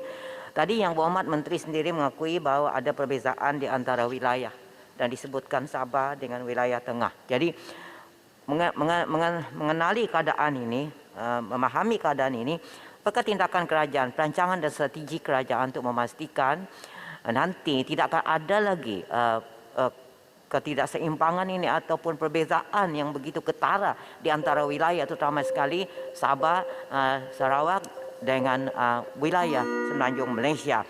Dan terutama sekali kalau kita tahu kerana 8 daerah yang dikatakan termiskin dalam negara kita ini adalah terdapat di negeri Sabah, dan juga ada poket-poket kemiskinan juga yang di dalam negeri Sabah itu, di wilayah Sabah itu. Jadi saya minta kepada Yang Berhormat Menteri, apakah perancangan dan strategi yang betul-betul akan dapat memberikan perubahan kepada keadaan kemiskinan di negeri Sabah ini. Terima kasih. Terima kasih. Silakan. Terima kasih Tan Sri Yang Ketua. Terima kasih Yang Hormat Beaufort. Memang kerajaan mengakui bahawa jurang pendapatan antara wilayah Sabah, Sarawak dengan Semenanjung dan juga kadar kemiskinan di Sabah Sarawak adalah antara tertinggi. Itu sebabnya kerajaan ini komited untuk merapatkan jurang. Yang Hormat Beaufort sedia maklum bahawa untuk kita hapuskan sama sekali jurang ini mustahil. Tapi kerajaan ini komited untuk merapatkan jurang, dan ini dapat dilihat daripada komitmen kerajaan dalam mesyuarat-mesyuarat yang telah diadakan beberapa kali majlis khas, ya, berkaitan dengan MA, perjanjian MA 63. Beberapa tindakan telah pun diambil, ada masih dalam perancangan. Dalam konteks ekonomi, sosioekonomi, saya nak maklumkan bahawa satu jawatankuasa sosioekonomi telah bertubuhkan. Saya pengurusi jawatan tersebut, beberapa mesyuarat telah adakan. Kita telah mendengar pandangan kerajaan negeri Sabah dan Sarawak berkaitan keperluan infrastruktur, termasuk jalan raya, kemudian kesihatan, pendidikan dan bekalan air. Ini kita sudah maklum, banyak yang perlu kita lakukan. Juga beberapa perbincangan sudah pun diadakan dengan Kerajaan Sabah dan Sarawak dan Kerajaan Persekutuan berkaitan pembangunan di kawasan sempadan dalam konteks Kalimantan yang mempunyai potensi pertumbuhan yang lebih rancak apabila ibu negara Indonesia dipindah daripada Jakarta ke Nusantara umpamanya. Jadi tindakan-tindakan sedang diambil dan saya yakin bahawa kerajaan ini punya komitmen yang tinggi untuk merapatkan jurang pembangunan antara wilayah Sabah, Sarawak dengan Semenanjung. Terima kasih. Soalan tambahan kedua. Tuan, ringkas ya. Ya, terima kasih. Habis masa ya. Ya, pendek saja. Purata kadar kemiskinan seluruh negara ialah 80,4% seperti mana yang Berhormat sebutkan tadi. Tetapi di Sabah ialah 25%. Pertanyaan saya di sini ialah, adakah ini disebabkan kerana warga asing yang mempunyai kewarganegaraan diragui telah dimasukkan sebagai penduduk Sabah dan telah menambahkan penduduk miskin di negeri Sabah? Dan kalau ini benar, adakah pihak EPU telah membuat kajian bagaimana kita dapat mengeluarkan mereka ini sebab mereka tidak berhak? Dan ini yang menyebabkan 25%. Sebab apapun langkah yang disebut oleh Yang Berhormat tadi, jika sekiranya perkara yang tidak selesaikan, 25% ini tidak akan dapat diturunkan sebab dia ini kemiskinan import dari negara luar. Terima kasih. Terima kasih Tuan Yang Dipertua. Angka-angka kemiskinan iaitu 5.6% 2019, 8.4% tahun 2020 merujuk kepada warga negara Malaysia. Ia tidak meliputi bukan warga negara.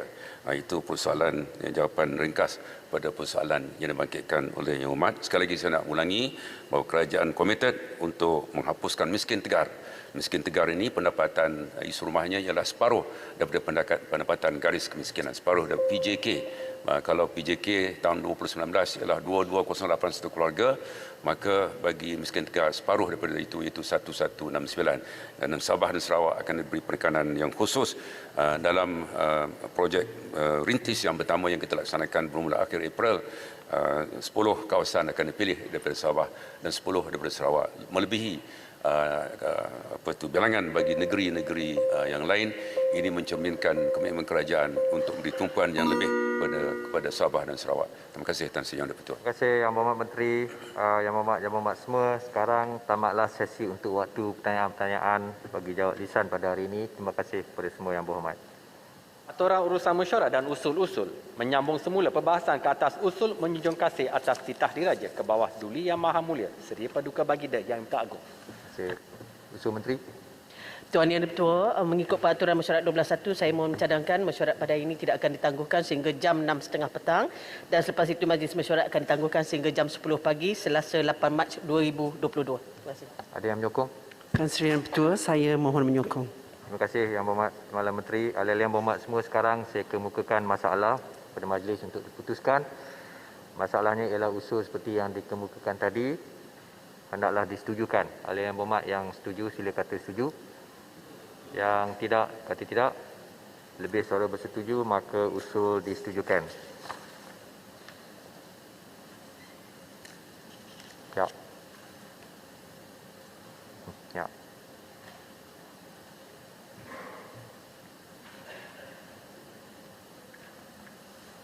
Menyambung semula perbahasan ke atas usul menjunjung kasih ke atas titah diraja ke bawah Duli Yang Maha Mulia Seri Paduka Baginda Yang Minta Agung. Yang Berhormat semua, untuk sesi sehingga pukul 1 petang ni, 1 tengah hari, perbahasan akan dimulakan oleh Yang Berhormat Kota Samarahan, diikuti oleh Yang Berhormat Langkawi, Yang Berhormat Pengerang, Yang Berhormat Ipoh Barat, Tumpat dan Yang Berhormat Pulai. Saya anggarkan kita semua Yang Berhormat ini dapat berbahas sebelum sehingga pukul 1. Saya jemput sekarang Yang Berhormat Kota Samarahan 12 minit. Silakan.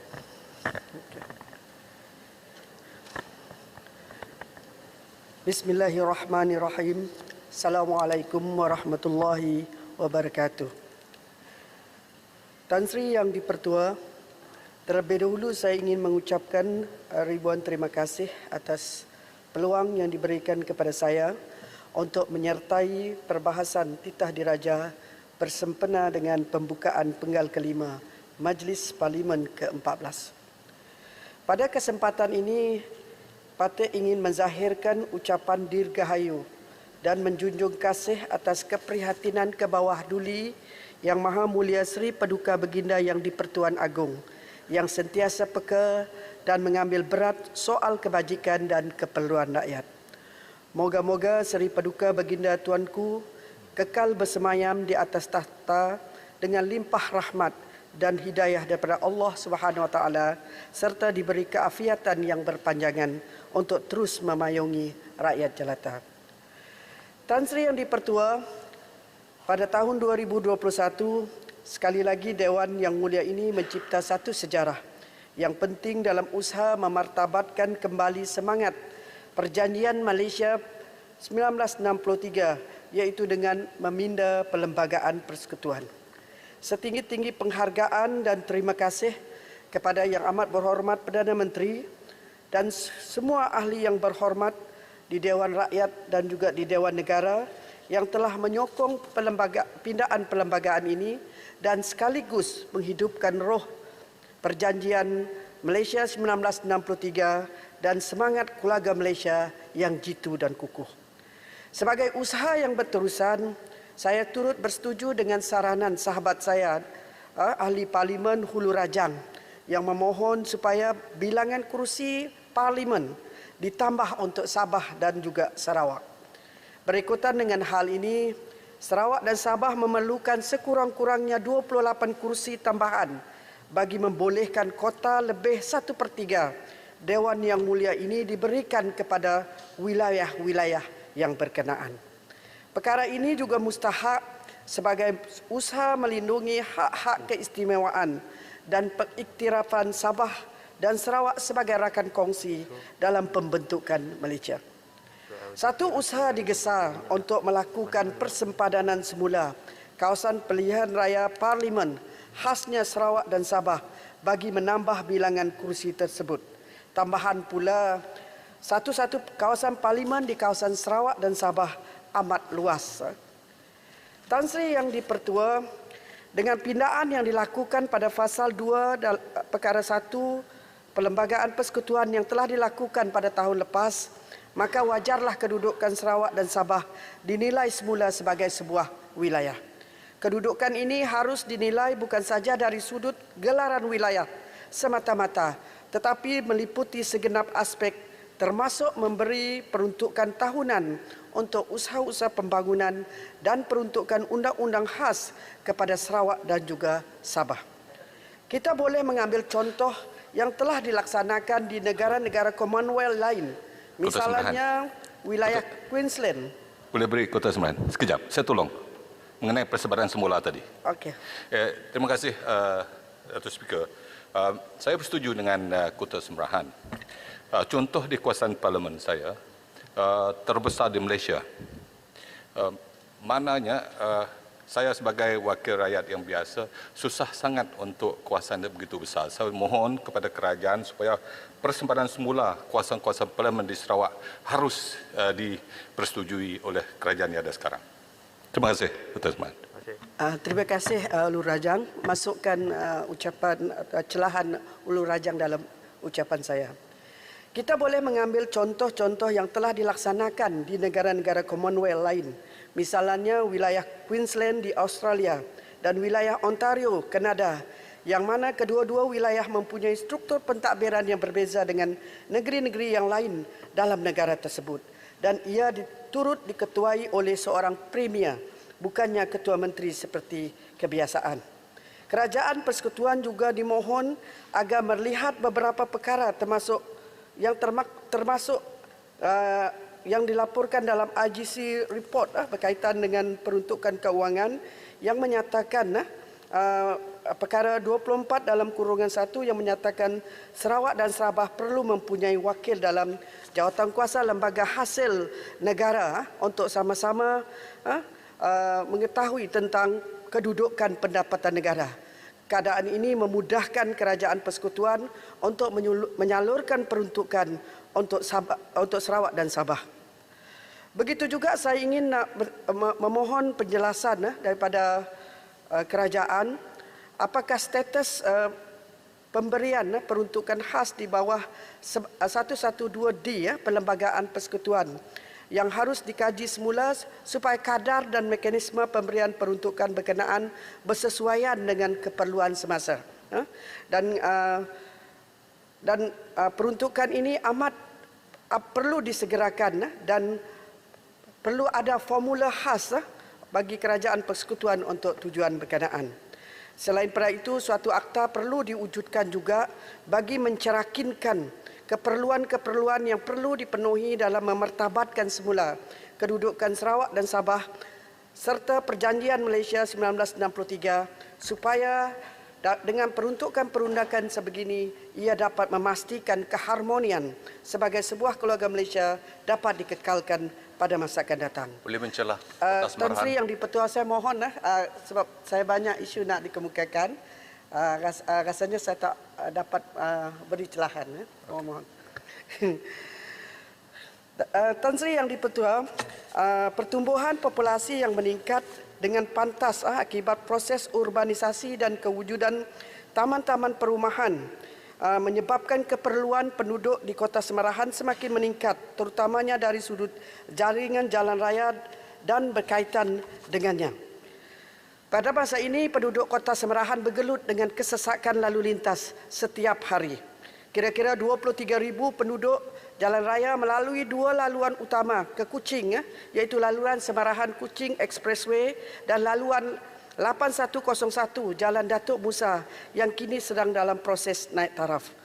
Terima kasih kepada Kerajaan Persekutuan yang melaksanakan projek menaik taraf laluan 8101 Jalan Datuk Musa yang bernilai 229 juta pada tahun 2020 yang menyediakan kemudahan jalan raya yang selesa, selamat dan mengurangkan masalah kesesakan nanti.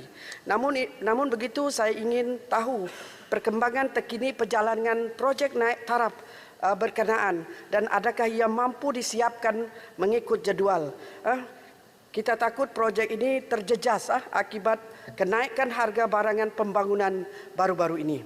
Selain itu, saya juga ingin mengetahui status pelaksanaan projek pembinaan jalan akses kawasan selatan lapangan terbang antarabangsa Kuching yang difahamkan akan dibina ke persimpangan Stutong di Kuching yang melibatkan pembinaan 3 buah jambatan konkrit, 2 lorong 2 hala merentasi Sungai Kuap, Sungai Stampin dan juga Sungai Sangkoh. Selain itu juga, saya juga mohon pencerahan daripada Kementerian Kerja Raya. Adakah cadangan untuk membina flyover di beberapa kawasan terpilih sepanjang laluan Semarahan Kuching Expressway, terutamanya di roundabout G3 berhadapan dengan Intan ataupun Selka. Kerana usaha ini boleh memecahkan bottleneck yang berlaku yang menjadi punca utama kesesakan lalu lintas di Kota Semarahan. Datuk Seri Tan Sri Yang di-Pertua, saya menjunjung kasih Titah Seri Paduka Baginda Yang di-Pertuan Agong yang prihatin dengan tahap kesihatan mental rakyat dan Baginda turut mengajak rakyat untuk amalkan gaya hidup yang sihat.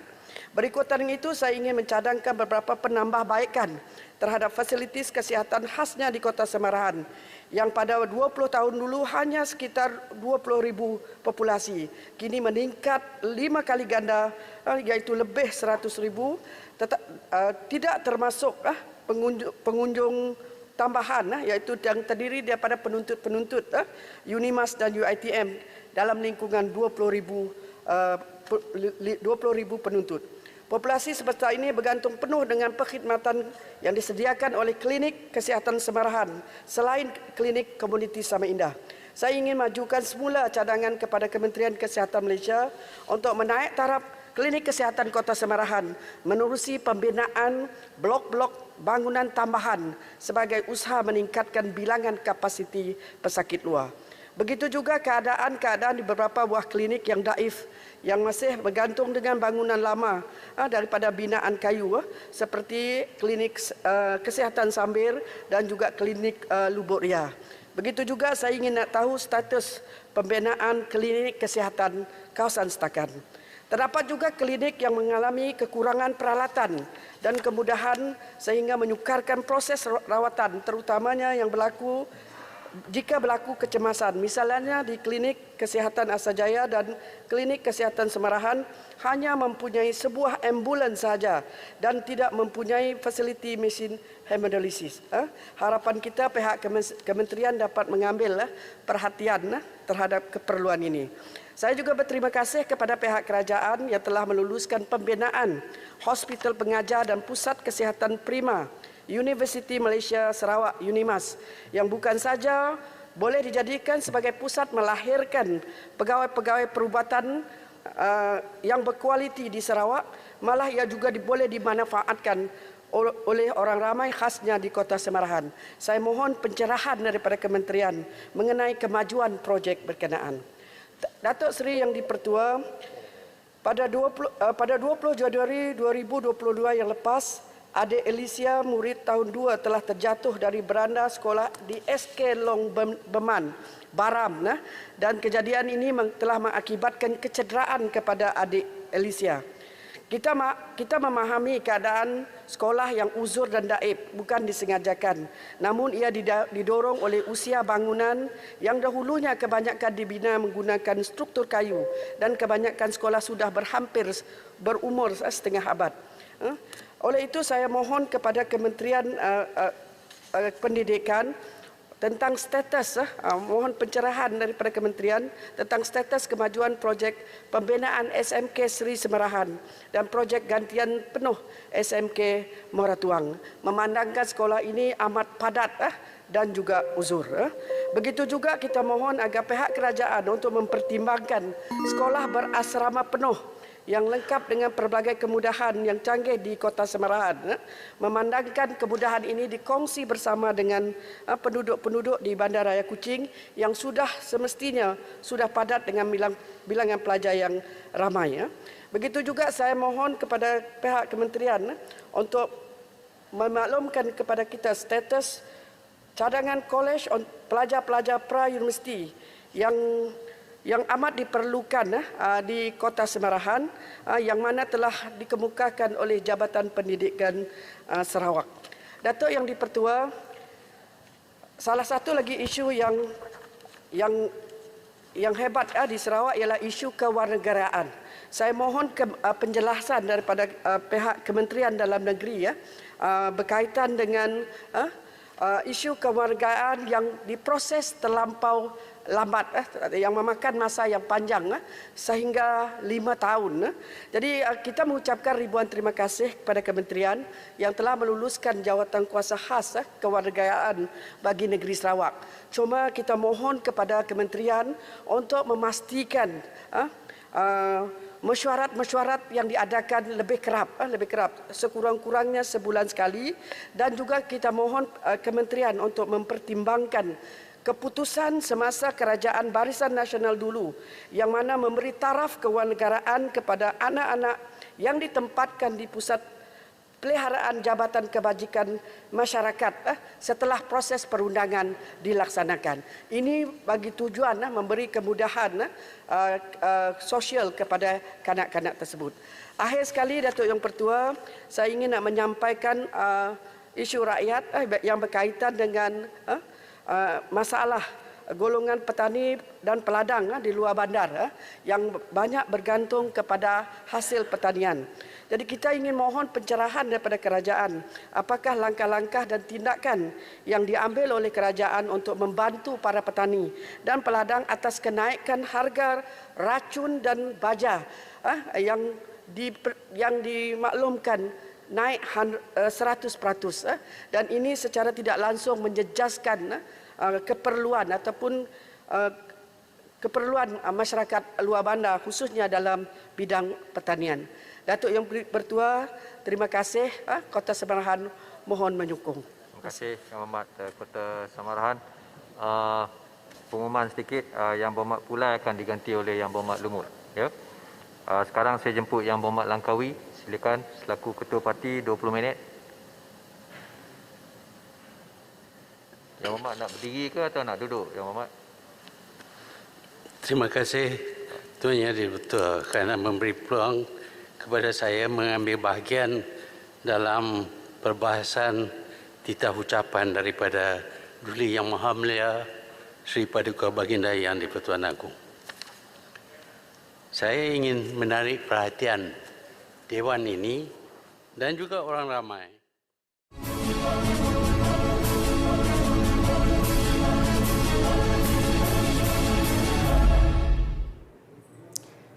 Baik, Assalamualaikum. Bertemu kita sekali lagi pada waktu ini, dan pada mereka yang baru sahaja mengikuti kita pada waktu ini, ketika ini sedang berlangsungnya perbahasan usul titah diraja, dan sebelum ini telah berlangsungnya perbahasan bagi pertanyaan-pertanyaan bagi jawab lisan, dan sebanyak 9 soalan telah pun dijawab.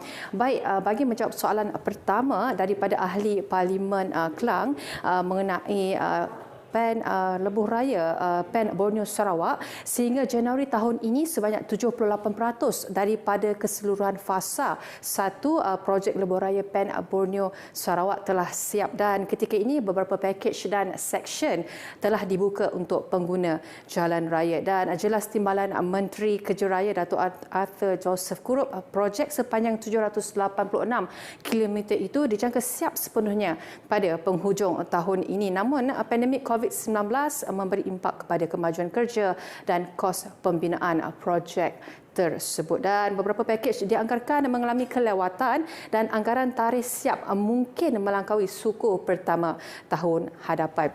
Baik, bagi persoalan kedua daripada ahli Parlimen Klang kepada Menteri Kanan Perdagangan Antarabangsa dan Industri yang mengatakan bahawa kementerian merancang untuk mengadakan sesi libat urus dengan pemegang-pemegang taruh yang berkaitan bagi berkongsi dapatan kajian analisis kos faedah CBA, dan ini bagi memastikan semua pihak yang berkepentingan memahami dengan jelas hak obligasi Malaysia di bawah Perjanjian Komprehensif dan Progresif bagi Perkongsian Trans-Pasifik CPTPP. Baiklah, seterusnya adalah bagi soalan ketiga, ini adalah soalan tambahan berkaitan dengan penjajahan ataupun gangguan yang dilakukan oleh Republik Rakyat China, dan rundingan dengan ASEAN sudah pun berlaku pada tahun 2002, di mana Declaration of Conduct dan proses seterusnya iaitu Code of Conduct telah diadakan, dan rundingan berkaitan memuktamadkan Code of Conduct telah berlaku beberapa tahun yang lalu dan aktif pada tahun 2017, namun keadaan ini tergendala akibat pandemik COVID-19 dan ia telah mula kembali beberapa bulan yang lalu. Baiklah, selesai sahaja sesi perbahasan titah diraja, dan jika ia diluluskan akan diteruskan dengan rang Undang-Undang Pencegahan dan Pengawalan Penyakit Berjangkit Pindaan 2021, iaitu bancaan kali yang kedua. Baik, selain di TV1 dan juga di saluran berita RTM Live Review 1, 2, 3, anda juga boleh ikuti kami di rtmparlimen.rtm.gov.my. Baik, selain itu anda juga boleh ikuti kami di rtmclick.rtm.gov.my, dan juga anda boleh muat turun aplikasi RTM Click di Play Store, App Store dan Huawei App Store. Baik, Dewan hari ini akan bersidang sehingga 6.30 petang. Kita bertemu lagi esok. Assalamualaikum.